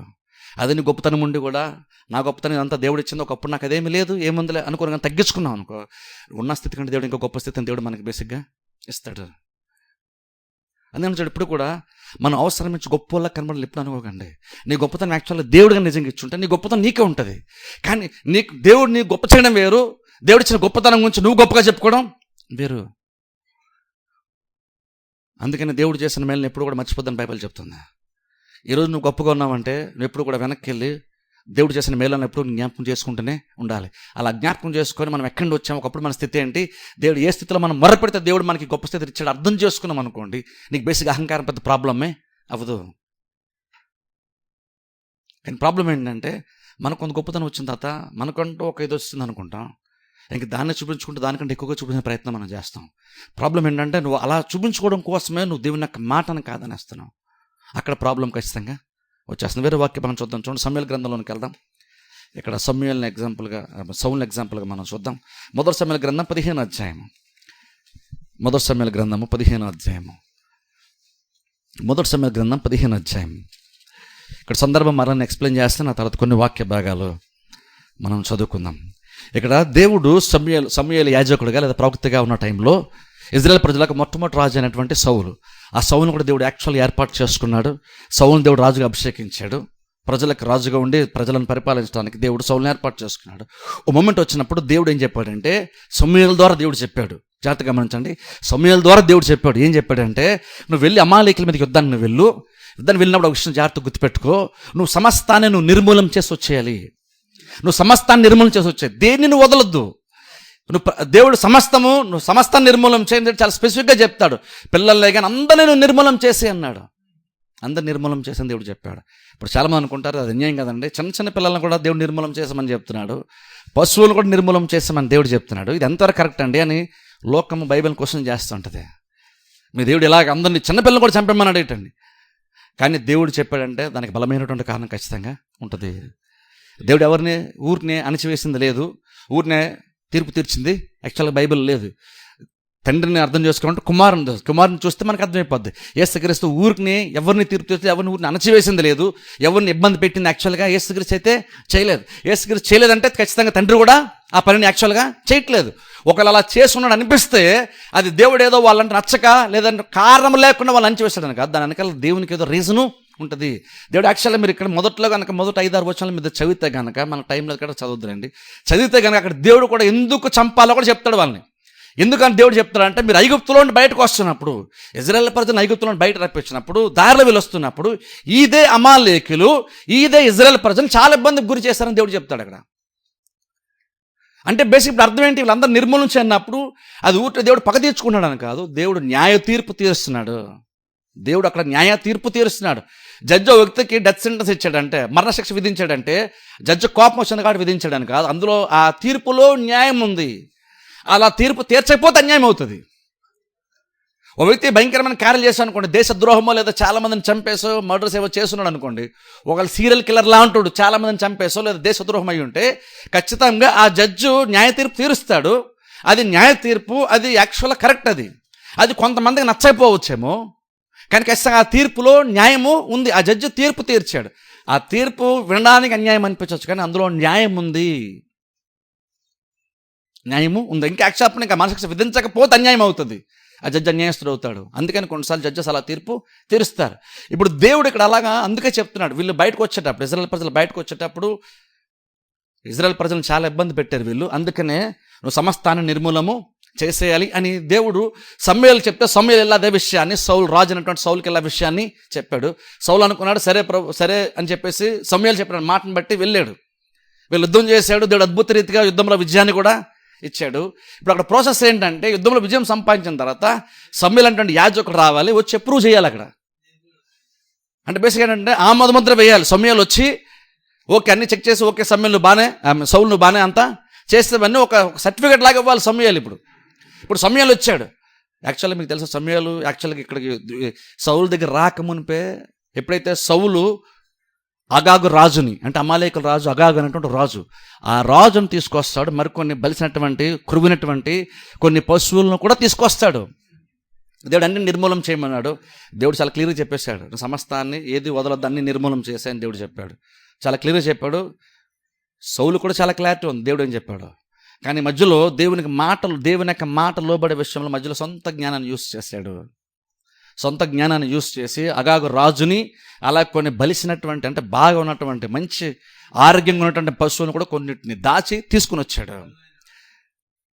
ఎప్పుడైతే ఈయన తీసుకొచ్చాడో ఆ స్పాట్కి సమూయేలు రాకమునిపై దేవుడు ఆల్రెడీ సమూయేలుకి చెప్పేశాడు, నువ్వు వెళ్ళి చూడు, అక్కడ సౌలు నా మాట వినలేదు, కానీ నువ్వు వెళ్ళి చూడు అని దేవుడు చెప్పాడు. ఆ తర్వాత సమూయేలు వెళ్ళినప్పుడు అక్కడ యాక్చువల్గా సౌలు అంటాడు చూడండి, 13 వచ్చి నేను చదువుతాను చూడండి, 13 వచ్చి నేను చదువుతాను. మొదటి సమూయేలు గ్రంథము 15వ అధ్యాయము, మొదటి సమూయేలు గ్రంథం 15వ అధ్యాయం 13 వచ్చి నేను చదువుతాను చూడండి. ఎప్పుడైతే సమూయేలు సౌలు దగ్గరికి వచ్చాడో అప్పుడు సౌలు అన్నాడు, యెహోవా వలన నీవు ఆశీర్వాదం కలుగును గాక, ఆ యెహోవా ఆజ్ఞ నేను నెరవేర్చితననగా. సో ఇప్పుడు సౌలు అంటున్నాడు, ప్రవక్త అంటున్నాడు, సమూయేలుతో అంటున్నాడు, సౌలు రాజు అంటున్నాడు, నేను యెహోవా ఆజ్ఞ నేను నువ్వు చెప్పినట్టుగానే ప్రతిదీ నేను చేసేసాను అన్నాడు. అన్నప్పుడు సమూయేలు అంటున్నాడు 14 వచనం, అలాగైతే నాకు వినబడుచున్న గొర్రెల అరుపులను ఎడ్ల రంకెలను ఎక్కడివి అని అడిగాను.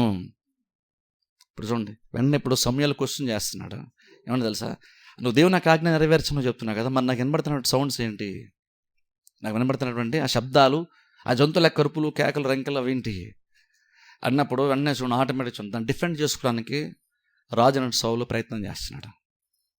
ఆ మొమెంట్లో యాక్చువల్గా ఎప్పుడైతే సమూయేలు ఆ మాట అన్నాడో ఇమీడియట్గా సారీ చెప్పాల్సిన వ్యక్తి, క్షమాపణ అడగాల్సినటువంటి వ్యక్తి ఎప్పుడైతే క్వశ్చన్ చేయబడ్డాడో, ప్రశ్నించబడ్డాడో, ఎదురు మాట సమూయేలు దాన్ని క్వశ్చన్ చేశాడో, ఇన్స్టెంట్గా ఒక దీనత్వం కలిగిన వ్యక్తి అయితే వెంటనే సారీ యాక్చువల్గా చెప్పాలి.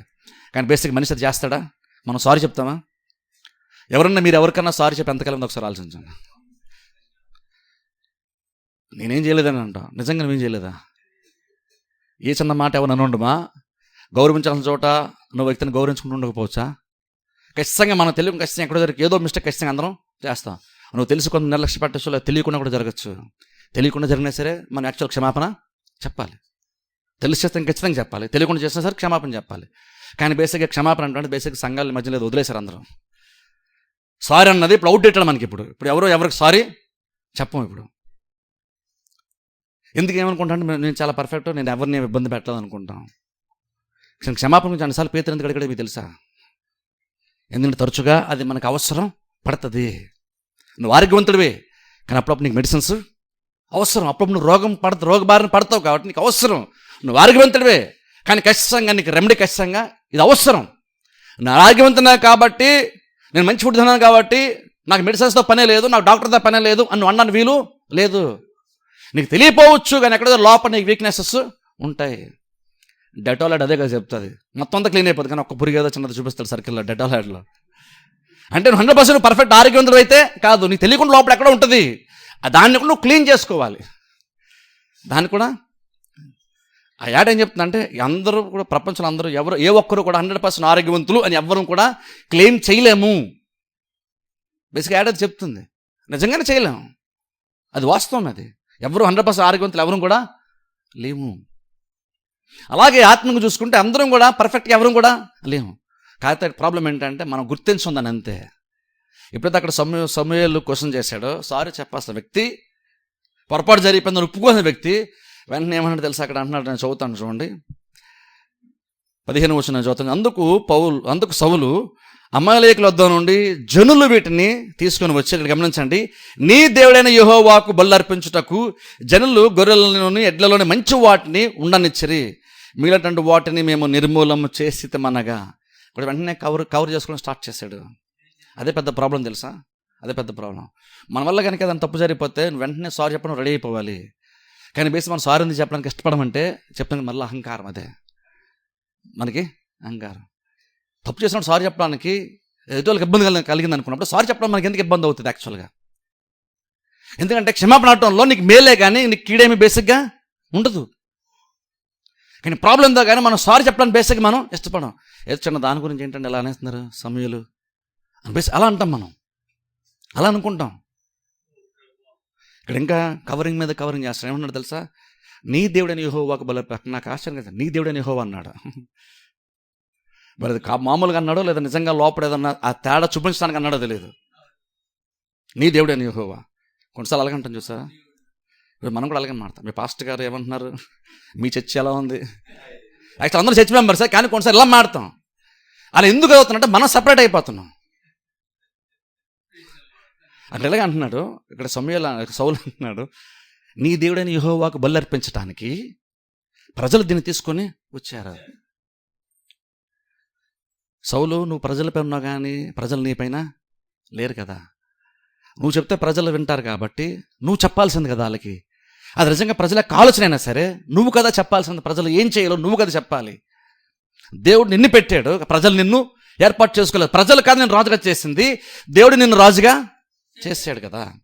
అప్పుడు నువ్వు దేవుని యొక్క మాట వినాలి, ప్రజలు నీ మాట వినాలి. అది అధికార క్రమము, పద్ధతి అది. కానీ నేను ఏం చేశాడంటే ఎస్కేప్ అవ్వడానికి ప్రజల మీద తోసేశాడు. ఇంకా అలా చాలా మాడుతుంటాడు. అక్కడ యాక్చువల్ ఏమన్నా తెలుసా? దేవునికి బలి అర్పించడానికి వినడానికి చాలా ఆత్మీయంగా ఉంటుంది. దేవుని కోసం తీసుకొచ్చాము అనగానే చాలా ఆత్మీయంగా అనిపిస్తుంది. కానీ అక్కడ కూడా యాక్చువల్గా చెప్పాలని అక్కడ కూడా ఎస్కేపే తెలుసా? అసలు ఎందుకు తెచ్చాడు? ఎందుకు అసలు ఆగాగు రాజుని ఎందుకు వదిలేశాడు? వదిలేసాడు ఎందుకు ప్రాణాలు తీసుకొచ్చాడు? చంపమని దేవుడు చెప్పాడు, ఎందుకు ప్రాణాలు తీసుకొచ్చాడు? ఎందుకు కొన్ని జంతువుల్ని విలువైన వాటిని ఎందుకు తీసుకొచ్చాడు? బేసిక్గా ఆ రోజుల్లో యుద్ధం జరిగినప్పుడు సాంప్రదాయం ఏంటంటే, బైబిల్ కాలంలో యుద్ధాలు జరిగినప్పుడు సాంప్రదాయం ఏంటంటే, ఒక రాజు వేరే రాజ్యం మీదకి యుద్ధంకి వెళ్ళినప్పుడు, అది ఏ రాజ్యమైనా సరే కావచ్చు, నువ్వు వేరే రాజ్యం మీదకి యుద్ధానికి వెళ్ళి ఆ రాజ్యాన్ని నువ్వు జయించేవు అంటే, నువ్వు యుద్ధ భూమి నువ్వు తిరిగి నీ రాజ్యానికి వచ్చేటప్పుడు, నువ్వు నిజంగా గెలిచినప్పుడు, నువ్వు గెలిచాను మనదే విజయం అని చూపించుకోవడానికి నీ దగ్గర ఏదో ఒకటి ఉండాలి. ప్రజలకి రాజ్యం చూపించుకోవడానికి ఏదో ఒకటి నీకు ఉండాలి. ఇండియా కప్పు గెలిచింది కానీ కప్పు ఇండియాకి తేలేదు, ఎలా ఉంటుంది? ఇప్పుడు చూడండి, ఇండియా కనుక కప్పు గెలిచింది ఇండియా తీసుకొచ్చినప్పుడు కప్పుని హైలైట్ చేస్తాం. ప్లేయర్స్ అందరూ కూడా కప్పుని హైలైట్. ఎందుకని? మేము సాధించాము, వెళ్ళాము, మేము గెలిచాము, మనం చూసుకోండి, మేము గెలిచాము, కప్పుని తీసుకొచ్చాం. దాన్ని విక్టరీ ట్రోఫీ అంటారు. అలా ఏదో ఒకటి తేవాలి. ఏది తేకుండా వెళ్ళారంటే గెలిచారంట, ఏం తెచ్చారో ఏం జరిగిందో అసలు ఎవరికి తెలియదు. అప్పుడు నువ్వు సాధించేది కూడా ప్రజల దృష్టిలో, ప్రజల యొక్క మైండ్లో అది చాలా బలహీనంగా ఉంటుంది. కాబట్టి సాంప్రదాయం నువ్వు వెళ్ళామంటే ఏదో ఒకటి తేవాలి. అందుకే చూడండి, ఈవెన్ బబులోను రాజు సైతం, నెబుకద్నెజరు రాజు సైతం ఇజ్రాయెల్ ప్రజల యుద్ధానికి వెళ్ళినప్పుడు అక్కడి నుంచి అక్కడ దేవుని యొక్క గుడారంలో మందిరం ఉన్నటువంటి పవిత్రమైనటువంటి ఉపకరణాలను కొన్ని తీసుకొని వెళ్ళినట్టుగా బైబిల్ మనం చూస్తాం. బేసిక్గా రాజు యుద్ధంకి వెళ్ళిన రాజ్యాన్ని జయించామంటే అక్కడి నుంచి ఏదో ఒకటి తెస్తావు ఖచ్చితంగా. ప్రజలకు చూపిస్తావు, ఇగో నేను గెలిచాను, సాధించాను అని ప్రూవ్ చేసుకుంటాం. యుద్ధం గెలిస్తే సరిపోదు, గెలిచానని చూపించుకోవాలి. అది లోకం యొక్క పద్ధతి. ఇప్పుడు బహుశా అందుకేనేమో సౌలు అనుకున్నాడు, సరే అన్నింటిలో విజయం అందరిని నిర్మూలన చేస్తే బాగానే ఉంటుంది, కానీ ప్రజలకు చూపించడానికి ఏదో ఒకటి మనకి కప్పులాగా ఏదో ఒకటి ఉండాలి కదా.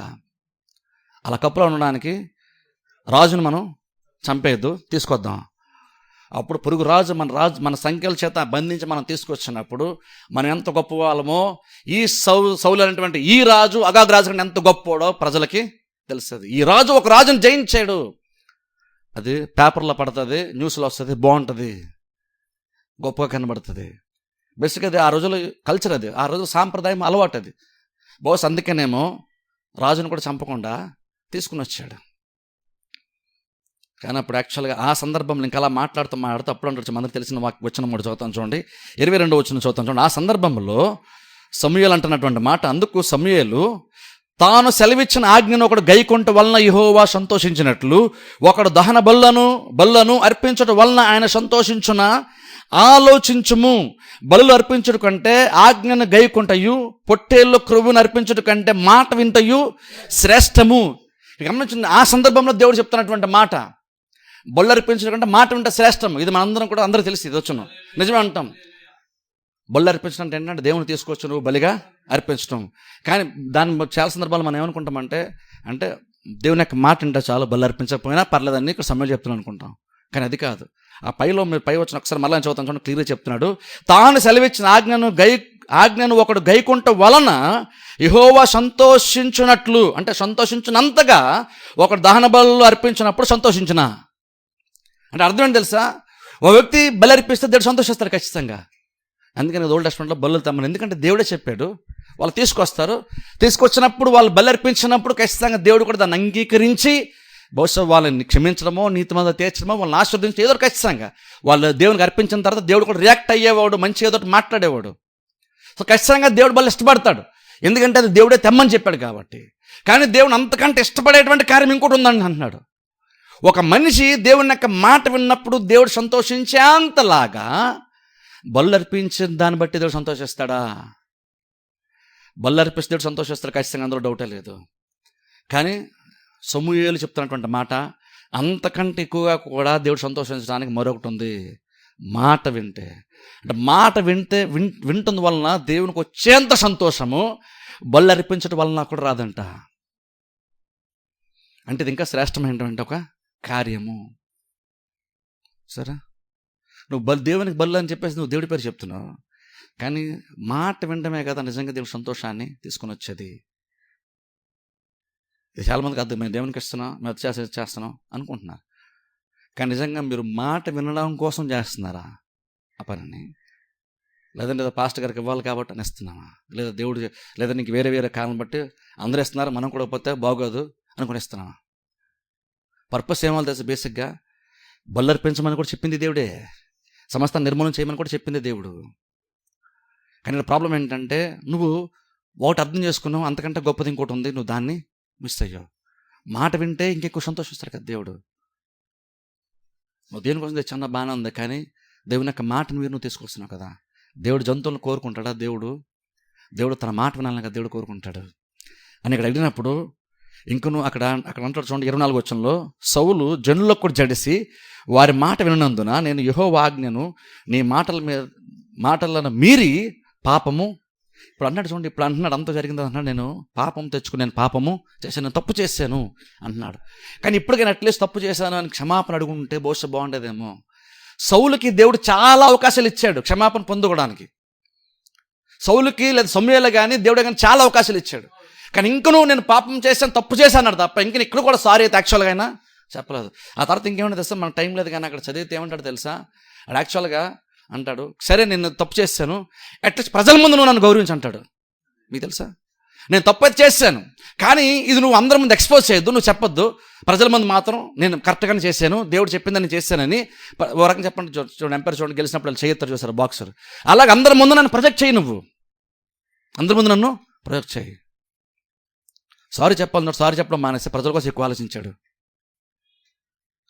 ప్రజల కోసం ఆలోచించాడు అంటున్నాడు, ప్రజల ముందు నన్ను ఎలాగన్నా నువ్వు తక్కువగా నువ్వు చెయ్యొద్దు, నాతో పాటు రా, మనందరం ప్రజల ముందుకి వెళ్దాము అని చెప్పేసి యాక్చువల్ నాతో పాటు రా అంటాడు. సమూయేలు అంటాడు, నేను యాక్చువల్గా అయితే నేను రాను అని చెప్తాడు.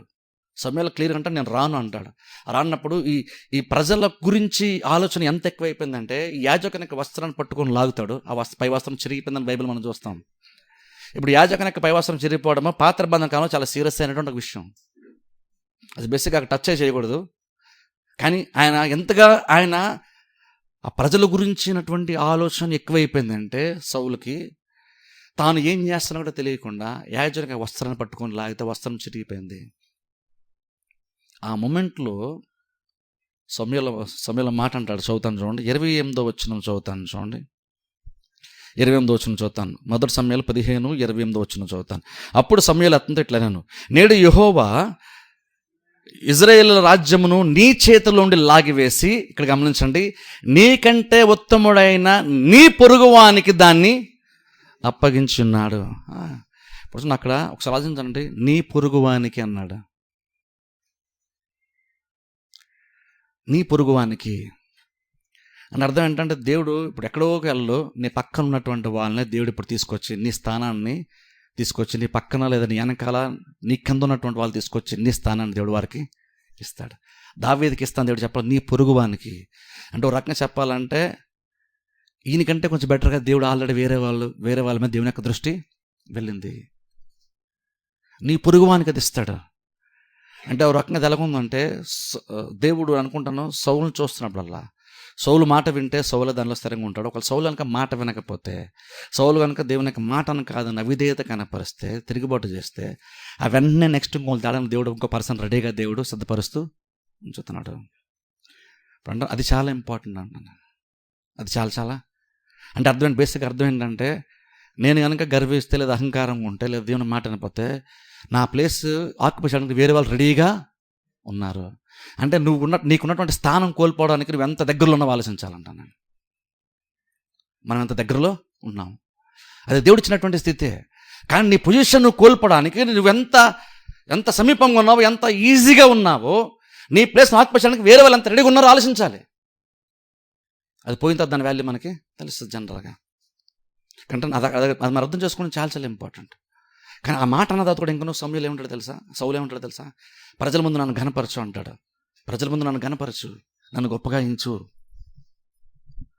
ఓ పక్కన ఇక్కడ రాజ్యం పోతుంది, సింహాసనం పోతుంది, కానీ ఇంక నువ్వు ప్రజల కోసమే ఆలోచించాడు.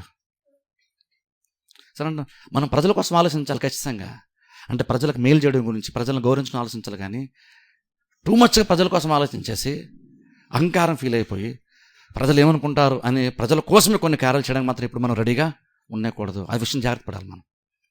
ఎందుకంటే కొన్నిసార్లు ఏంటంటే ప్రజలపైన నాయకుడు, ప్రజలపైన రాజు కాబట్టి ఎంతసేపు ప్రజలతోనే డీలింగ్స్ చేసుకున్నప్పుడు ఆటోమేటిక్గా అనిపిస్తున్నప్పుడు ఓ టైం వచ్చేసరికి మనం దేవుని కూడా పక్కన పెట్టేసి ప్రజల గురించి ఆలోచిస్తాం. ప్రజలకు సర్వీస్ చేస్తాం, కానీ అల్టిమేట్ నువ్వు ప్రజల కోసం నువ్వు సర్వీస్ చేయట్లేదు. నువ్వు దేవునికి సర్వీస్ చేయాలి కాబట్టి నువ్వు ప్రజలకి చేస్తున్నావు.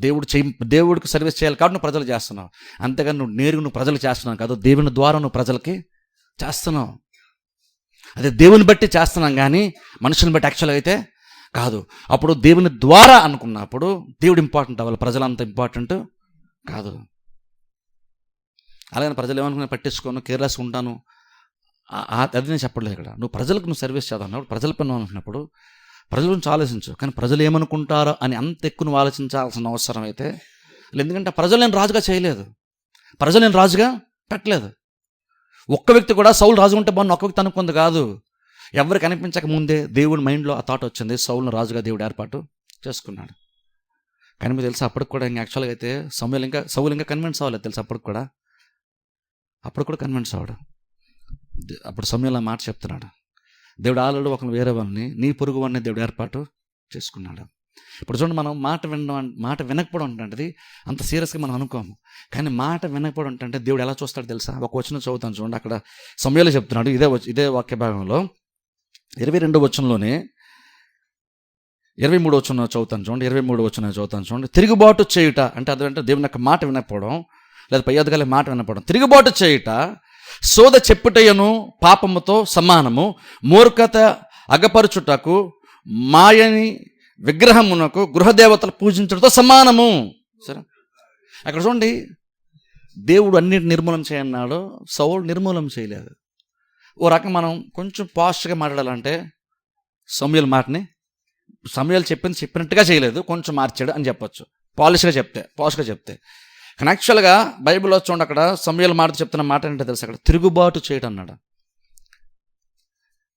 తిరుగుబాటు చేయటం అంటే బేసిక్ ఈ మాట మనం అనుకుంటాం అంటే సమూయేలు మాట వినలేదు, సౌలు మాట వినలేదని మనం అనుకుంటాం. కానీ తిరుగుబాటు చేయట అంటే మాట వినపండి దేంతో సమానం అంటున్నాడు తెలుసు. దేవుడు అక్కడ అంటున్నాడు, సోద చెప్పుటయు ఓ రకంగా చెప్పండి సింపుల్గా చేతబడి చేద్దాం సమానం.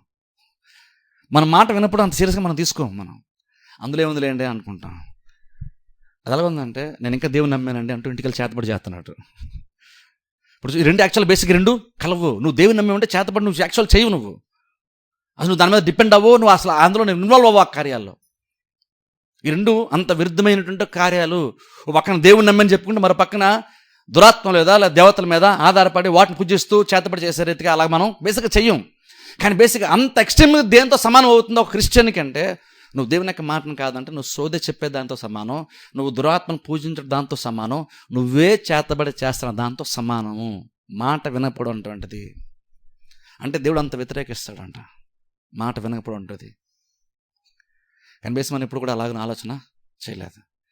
జస్ట్ ఏముందండి చిన్నది. ఇప్పుడు నార్మల్ చూడండి, నిజంగా ఇలాగే జరిగింది అనుకోండి, ఏముందండి చెప్పిందంతా చేసాను, జస్ట్ చిన్నదే కదా, పాస్టర్ పెద్ద ఇష్యూ చేసేస్తున్నారు దీన్ని అని కొన్నిసార్లు మనం అనుకుంటాం. లేదంటే మరీ ఇదిగా మారుతున్నారండి, చిన్న విషయాన్ని కూడా పెద్ద చేసేస్తున్నారండి కావాలని అనుకుంటాం. ఆయన బేసిక్గా ఏంటంటే పై వాళ్ళు చెప్పినప్పుడు చెప్పినట్టు చేయడం నీ యొక్క రెస్పాన్సిబిలిటీ అవుతుంది.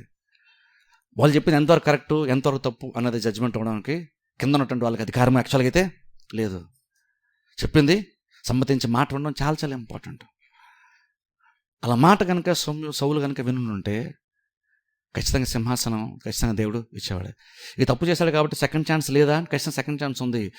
సమూయేలు క్వశ్చన్ చేస్తున్నప్పుడల్లా కనుక సారీ చెప్పేసి ఉంటే సౌలు, నేను గ్యారంటీగా చెప్తున్నాను దేవుని యొక్క మంచితనాన్ని బట్టి ఇంకనూ కొంతకాలం సౌలు ఇజ్రాయెల్ ప్రజలకు రాజుగానే ఒక మంచి రాజుగా ఉండేవాడు. బేసిక్గా సమూయేలుని ఎందుకు క్వశ్చన్ చేశాడు అంటే, ఆయన తప్పును సరిదిద్దుకోవడానికే సమూయేలు రాడు క్వశ్చన్ చేశాడు. అంతేగాని తిరుగుబాటు చేసి అక్కడ పూర్తిగా రిజెక్ట్ చేసేయడానికైతే కాదు. నిన్ను దేవుడు తృణీకరించాడన్న మాట చాలా డిస్కషన్ తర్వాత లాస్ట్లో వచ్చినటువంటి మాట. నిన్ను దేవుడు కాదని నీ పొరుగువాడిని దేవుడు ఏర్పాటు చేసిన మాట లాస్ట్లో వచ్చింది, ముందనే లేదు. నాకు వినబడుతున్న సౌండ్స్ ఏంటి, సౌలు దేవుడు నేను కాదనేసాడు, నీ పొరుగువాడిని ఏర్పాటు చేస్తున్నాడు అన్న మాట ఫస్ట్ వచ్చేలేదు. అంటే అర్థం ఏంటంటే, అది నువ్వెందుకు ఇలా చేసావు అని క్వశ్చన్ చేస్తున్నప్పుడల్లా ఒక రకంగా చెప్పాలంటే అందులో దాగున్నటువంటి ఒక విషయం ఏంటంటే, ఒక మంచి విషయం ఏంటంటే, సారీ చెప్పడానికి ఒక అవకాశం దేవుడు ఇస్తున్నాడు. కానీ చెప్పండి చూస్తారా, మనం అంత ఈజీగా సారీ చెప్పడానికి మనం ఇష్టపడం. సారీ చెప్తే తక్కువ లేకపోతాం అనుకుంటాం. నేను తప్పు చేశాను అనడానికి మనం బేసిక్గా మనం ఇష్టపడం. దానికి వేరే వేరే రీజన్స్ చాలా చాలా చెప్తాం ఏంటంటూ. కానీ బల్లర్పించడం కంటే మాట వింటే ఎంతో శ్రేష్టము. మాట విన్నప్పుడు దేవుడు సంతోషించేంతలాగా బల్లర్పించినప్పుడు దేవుడు సంతోషిస్తాడా? సమూయేలు చెప్తున్నటువంటి మాట అంటాం చూడండి. అందుకే ఈ అహంకారం అనేటువంటిది కానీ, లేదంటే ప్రజలు నాకు తక్కువగా అనుకుంటారేమో. ఒక రాజు ఏంటి నేను తప్పు చేస్తానని అనుకుంటే ప్రజలు ఏమనుకుంటారు నా గురించి, ఆ ఫీలింగే సౌలుకి ఎక్కువైపోయింది. ప్రజల గురించి ఆలోచించాడు తప్ప దేవుడు తన్ని పొజిషన్లో పెట్టాడు కాబట్టి దేవుడు ఏమనుకుంటాడని బేసిక్గా సౌలు ఆలోచించలేదు. అందుకనే ప్రజలు ఎలాగో రాజుగా చేయలేదు కాబట్టి ఖచ్చితంగా అందులో నుంచి బయటికి వచ్చేసాడు. వెంటనే సింహాసనం కోల్పోలేదు. కానీ యాక్చువల్ బైబిల్లో మీరు చూస్తే దేవుని యొక్క ఆత్మ అయితే సౌలుని వదిలేసిందని బైబిల్ మనం చూస్తాం. ఆ తర్వాత బైబిల్లో మీరు చూస్తే సౌలు దురాత్మ చేత పీడింపబడుతున్నట్లు బైబిల్ మనం చూస్తాం. ఆయనకి మనశ్శాంతి లేదు, నెమ్మది లేదు, ఆ పీస్ లేదు లోపల, ఆయనకి సాటిస్ఫాక్షన్ జీవితానికి లేదు. కానీ ఇంక నువ్వు రాజే, ఇంకా రాజు అదే సమయం వెంటనే ఏం కోల్పోలేదు. కానీ జీవితానికి తృప్తి లేదు, నెమ్మది లేదు. సో మాట వినకుండా ఉండడం వల్ల అది ఎంతవరకు అది వెళ్ళిపోతుందో చూసారా? ఇప్పుడు ఆలోచించారా మీరు? మనం కూడా జస్ట్ ఒకటి అంటే దీన్ని ఎంత ఇష్యూ చేస్తాం అనుకుంటాం. దేవుడు అంత ఇష్యూ చేశాడంటే విషయం అంతా సీరియస్ అని అర్థం. కాకపోతే మనకు తెలియట్లేదు. మన చిన్న ప్రాబ్లం ఉందని చెప్పేసి మనం డాక్టర్ దగ్గరికి వెళ్ళినప్పుడు డాక్టర్ కనుక వెంటనే ఇమీడియట్గా నువ్వు స్కాన్ చెయ్యి, ఈసీజీ తీయి, అది చెయ్యి, ఇది చెయ్యి, ఈ టెస్టులు చెయ్యి, ఆ టెస్టులు చెయ్యి అని కనుక హడావుడు ఒక 5 టెస్టులు రాసేయండి. అర్థం ఏంటంటే నీకు తెలియట్లేదు కానీ విషయం చాలా సీరియస్ అని అర్థం. లేదు డాక్టర్ అన్ని టెస్టులు, అన్ని స్కాన్లు, అదని ఇదని, ఆ టెస్ట్ ఈ టెస్ట్ అని అంతలాగా రాశారంటే ఏదో ఉంది, కాకపోతే నీకు అర్థం కాదు ఆ విషయం అంతే. కానీ మ్యాటర్ లోపల సీరియస్గానే ఉండాలి. మరి ఇది అంత వాస్తవమైనప్పుడు మరి దేవుడి దగ్గర దేవుడు దాన్ని అంత ఇష్యూ చేసి దేవుడు దాన్ని అలా సాగదీస్తున్నాడంటే అర్థం, దేవుడు సాగదీస్తున్నాడు కదా అర్థం. ఎందుకు అంత టైం దేవుడు ఎందుకు సాగదీస్తానంటే ఈ మధ్యలో ఎక్కడో ఒక దగ్గర నువ్వు కనీసం తగ్గించుకొని నువ్వు సారీ చెప్తావేమో దేవుడు చూస్తున్నాడు. అందుకు ఇష్యూ అక్కడ సాగిందన్న దానికంటే దేవుడు అంత అవకాశం ఇచ్చి అంత టైం ఇచ్చాడు. కానీ సౌలుకి అర్థం కాలేదు. వెంటనే చూడండి, అందుకే నీ విషయం మనం చాలా జాగ్రత్తగా ఉండాలి. ప్రజలు ఏమనుకుంటారో అన్నది పక్కన పెట్టండి. ప్రజలు ఏమనుకుంటే పెద్ద ఇష్యూ కాదు. ఈరోజు నువ్వు అవిధేయత కనపరచావు, లేదా నిన్ను అవిధేయత కనపరచు, ఈరోజు విధేయత కనపరచు, మళ్ళీ దేవుడు నేను గొప్పగా హెచ్చిస్తారు కదా. సారీ చెప్పడానికి మనకి ఎందుకు ఇబ్బంది అయిపోవాలి? నువ్వు తగ్గించుకుని నువ్వు కనుక సారీ చెప్పడానికి మళ్ళీ దేవుడు రేపు కనపరుస్తాను, దేవుడు చెప్తున్నాడు కదా ఎలాగో. అప్పుడు ప్రజల కోసం మనం అంత ఎక్కువ ఆలోచించిన అవసరం యాక్చువల్గా అయితే లేదు. ఎందుకంటే ప్రజలు నేను ఫస్ట్ ఆఫ్ ఆల్ నా పొజిషన్లో ప్రజలు పెట్టింది కాదు. అప్పుడు ప్రజల కోసం మనం ఎందుకు ఆలోచన చేయాలి? ప్రజలు కాదు, నేను నీకు భవిష్యత్తునిచ్చింది, నీకు స్థాయినిచ్చింది, నేను బ్రతికించేది, నేను పోషించేది, నేను సంరక్షించి నీకు స్వస్థతనిచ్చేది ప్రజలు కాదు. కానీ మనం ఆ ప్రజలను ఇంప్రెస్ చేయడానికి బోల్ చేస్తూ ఉంటాం. మనం అంటే ఇంప్రెస్ చేయడానికి ఇలా గొప్పగా ఉండడానికి చేయొద్దు, ప్రజలకు సేవ చేయడానికి చేయాలి. గొప్పగా ఉండడానికి ఈవెన్ వాక్య పరిచయం అయినా సరే అంతే. గొప్ప కోసం వాక్యం చెప్పేది కాదు, అవసరాన్ని బట్టి వాక్యం చెప్పేది. గొప్ప కోసం చెప్పుకోవడానికి వాక్యం కాదు. అలాగే ఏదైనా సరే వాక్యమైనటువంటిది గొప్ప కోసం కానప్పుడు అంతకన్నా తక్కువ ఉన్న ప్రతి కార్యం కూడా సర్వీస్ కోసమే చేస్తాం, కానీ గొప్ప కోసం ఏది చేయం. గొప్ప కోసం కాదు. మరి కొంతమంది చేసి గొప్పలు అయ్యారు కదా అంటే బహుశా దేవుడు హెచ్చించాడు, సర్వీస్ చేశారు దేవుడు హెచ్చించాడు, వాళ్ళు గొప్పలుగా మారారు. అలాగే కొంతమంది సర్వీస్ చేసి అహంకారం ఫీల్ అయిన వాళ్ళు కూడా దేవుడు తగ్గించినటువంటి వాళ్ళు కూడా బైబిల్లో చాలామంది ఉన్నారు. అందుకని కొన్ని మనం చేయాలి, కానీ ఎప్పుడు కూడా గుర్తుపెట్టుకోవాలి, మనం అంత గొప్పలు ఏమి యాక్చువల్గా కాదు. ప్రజలు బహుశా నీ గురించి అంత గొప్పగా అనుకుంటారేమో, కానీ నిజం చెప్తున్నాను చూడండి, బైబిల్ చెప్తాను, నువ్వు అంత గొప్పడివేమీ కాదు. ప్రపంచంలో ఎవరు నీ మైండ్లో నీ గురించి నువ్వు అనుకున్నంత గొప్పడివేమీ నువ్వు కాదు. ప్రజలు అలా బహుశా అపోహపడుతున్నారు, ప్రజలు అనుకుంటున్నారు, దాన్ని బట్టి నువ్వు కూడా అలా అనుకుంటున్నావు. కానీ ప్రజలకు అభిప్రాయం ఊరికే మారిపోద్ది తెలుసా. అని వాళ్ళు గొప్పలు అనగానే నువ్వు గొప్పడు అయిపోయిన అనుకోవద్దు. వాళ్ళు గొప్పలు అనుకున్నప్పుడు వాళ్ళకి అనిపిస్తుంది, కానీ నేను యాక్చువల్గా నాకు తెలుసని. ఇంటికి వచ్చినప్పుడు వెంటనే మనం దేవుని దగ్గర మనం తగ్గించుకోవాలి. మనం వాళ్ళు పొగిడినప్పుడు వెంటనే వాళ్ళ దగ్గర అదే వెంటనే దూలిన వాళ్ళ ముందు అనొద్దు. నువ్వు పక్క వచ్చిన తర్వాత నువ్వేంటో నువ్వు ఆలోచించి తెలుసుకో. అంత గొప్పతనం బహుశా దేవుడు వాళ్ళ ముందు కనపరిచాడు, అలాగంతే. దీన్ని ఏదో విషయంలో వాడుకొని అలా కనపరిచాడు. ఆ సర్వీస్ వల్ల వాళ్ళని అలా అన్నారు, కానీ అంత గొప్పడమేమి యాక్చువల్గా కాదు. మన ఎవ్వరం అంత గొప్పలేమీ కాదు. ఏదో కొన్ని పనులు చేసిన మాత్రం గొప్పలమైపోతాం. మనం గొప్పలమే కాదు. దేవుడు మనల్ని అంత విలువగా వాడుకున్నాడు అనుకోవాలి, కానీ మనం గొప్పలని అనుకోవడానికి వీలు లేదు. అందరూ నోటీస్ చేయాలి, అందరూ మనం హెచ్చించాలి, అందరూ మనకు స్పెషల్గా ఒక సీట్ ఏర్పాటు చేయాలి, మనం స్పెషల్గా చూడాలి, అందరూ గౌరవించాలి, అందరూ మనం గొప్పగా మాట్లాడాలి ఎప్పుడు అనుకొని కూడదు. ఎందుకంటే మన యాక్చువల్ అంత గొప్పలమేమి కాదు, ఎవరం కాదు. ఎప్పుడైతే అలాగ ఆలోచన వాస్తవంలో నువ్వు వస్తావో అప్పుడు నీకు పెద్ద అహంకారంతో పెద్ద ప్రాబ్లము ఉండదు. అప్పుడు నువ్వు దీన్ని జయించడం చాలా ఈజీ అయిపోద్ది మనకి. నీ గురించి నువ్వు కరెక్ట్గా నువ్వు ఆలోచించగలిగితే నువ్వు సారీ చెప్పండి, నీకు ఈజీ, తగ్గించుకోవడం ఈజీ. ఓకేనండి, ఏముందిలేండి, ఇందులో పెద్ద విషయం ఉందిలేండి అని సారీ చెప్పడానికి, తగ్గడానికి, నువ్వు విధేయత కనపరచడానికి పెద్ద ఇబ్బందే అవ్వకూడదు. చెప్తాను ఇప్పుడు సుమారుగా 5 వారాల నుంచి మనం వాక్యం వింటున్నాం.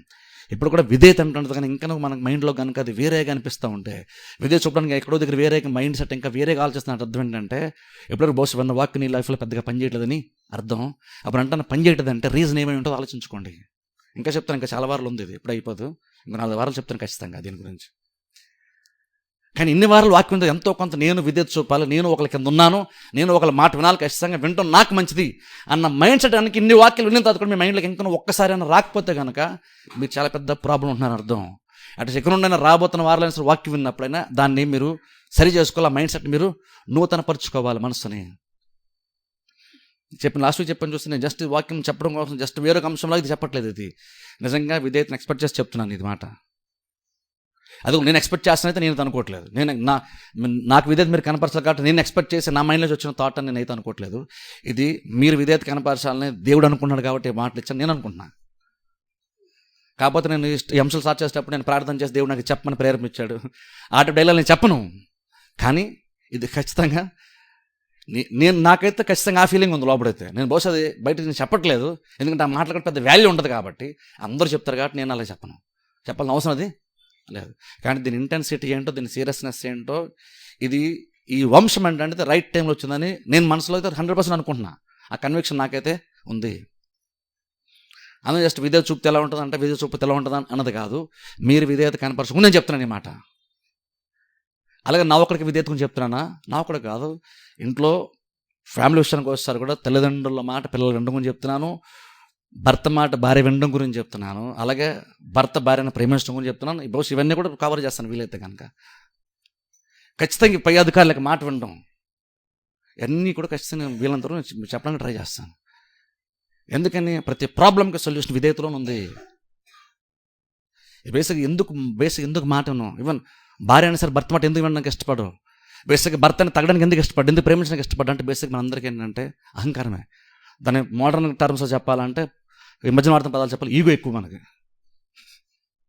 భర్త తప్పు చేసినప్పుడు నేను సారీ అని భార్య చెప్పడానికి పెద్ద ఈగో మనకి, ప్రాబ్లం ఫీల్ అవుతాం. అలాగే భార్య అయినా సరే సారీ చెప్పడానికి ఇదైపోతున్నాం. అంటే అది ఉండకూడదు. మీరు ఫ్యామిలీలో అసలు ఉన్నాయి కూడా, ఈవెన్ పిల్లలైనా సరే తల్లిదండ్రులు సారీ చెప్పడానికి ఇబ్బంది పడకూడదు మనకి.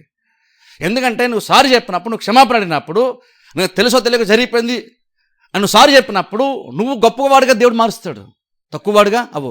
నువ్వు ఎంకంతే నువ్వు హెచ్చించుకొని ట్రై చేస్తూ, నేను ఆయనకంటే ఏం తక్కువ, నేను ఏమికంటే ఏ రకంగా నేను తక్కువ పెడితే ఆ కాంపిటీషన్ వచ్చేస్తుందో ఖచ్చితంగా ఇద్దరికి ప్రాబ్లమే. కానీ అట్లీస్ట్ ఒకళ్ళు కొంచెం అలా ఉన్నప్పుడైనా రెండో వాళ్ళైనా తగ్గించుకున్నాను అనుకోండి, దైనత్వం కలిగి ఉంటే సరే ఏదో ఒకటి అయిపోయింది అలా అనుకోని కనుక ఉండగలిగితే బేసిక్గా ప్రాబ్లమే ఉండదు. అందుకని మనకి ఎందుకు అది ఇబ్బంది అవుతుందంటే బేసిక్ అదే. కనీసం ఇంట్లో వాళ్ళు కూడా మనం సారీ చెప్పిన, బయట సంగతి పక్కన పెడదాం, పాస్ట్ గారు వెస్ట్రాల్ సంగతి పక్కన పెడదాం, కొన్నిసార్లు ఇంట్లో కూడా మనకి అది పెద్దగా అసలు బహుశా నేనే తప్పు చేశానేమో అన్న మాట ఇంట్లో కూడా బేసిక్ రాదు మనకి.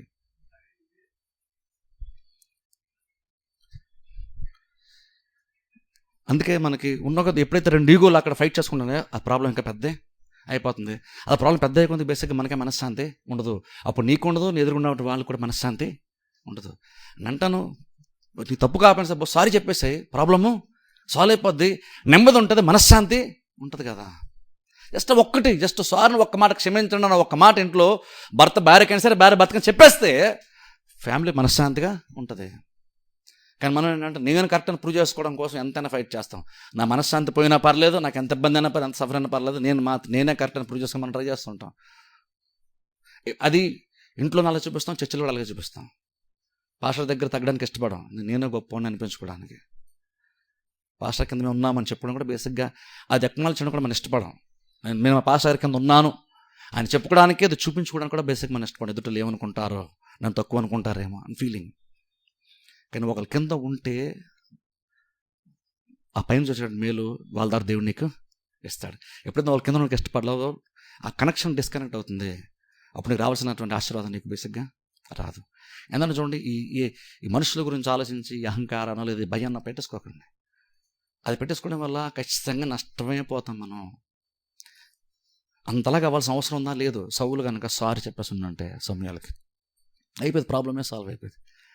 అండ్ ఇలాంటి సందర్భాలు వచ్చినప్పుడు మీరు సారీ చెప్పడం అలవాటు చేసుకోండి. చిన్న ఇబ్బంది అనిపించిన వెంటనే ఎవరికైనా సరే తోటి విశ్వాసాలు క్షమాపణ చెప్పడం, సారీ చెప్పడం నేర్చుకోండి. అది అలవాటు చేసుకోవాలి యాక్చువల్గా మనం. ఎందుకంటే కొన్నిసార్లు నీకు తెలుసో తెలియకుండా నువ్వు చేసేస్తావు. సారీ చెప్పడం వల్ల అక్కడ ప్రాబ్లం సాల్వ్ అయిపోతుంది. నువ్వు దేవుడి దగ్గర అంగీకారం నువ్వు పొందుకుంటున్నావు, నువ్వు తప్పు నువ్వు ఎక్నాలెడ్జ్ చేస్తున్నావు, నీ స్థానంలో నువ్వు ఉన్నావు, నిన్ను తగ్గించుకుంటున్నావు. దానివల్ల మేలే కానీ కీడు ఉండదు.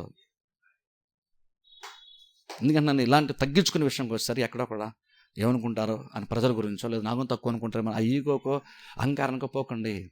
మీరు పెద్దలైనా సరే కావచ్చు, గొప్పలైనా సరే కావచ్చు, ఏముంది జస్ట్ తగ్గించుకుంటే ఏమైపోద్ది?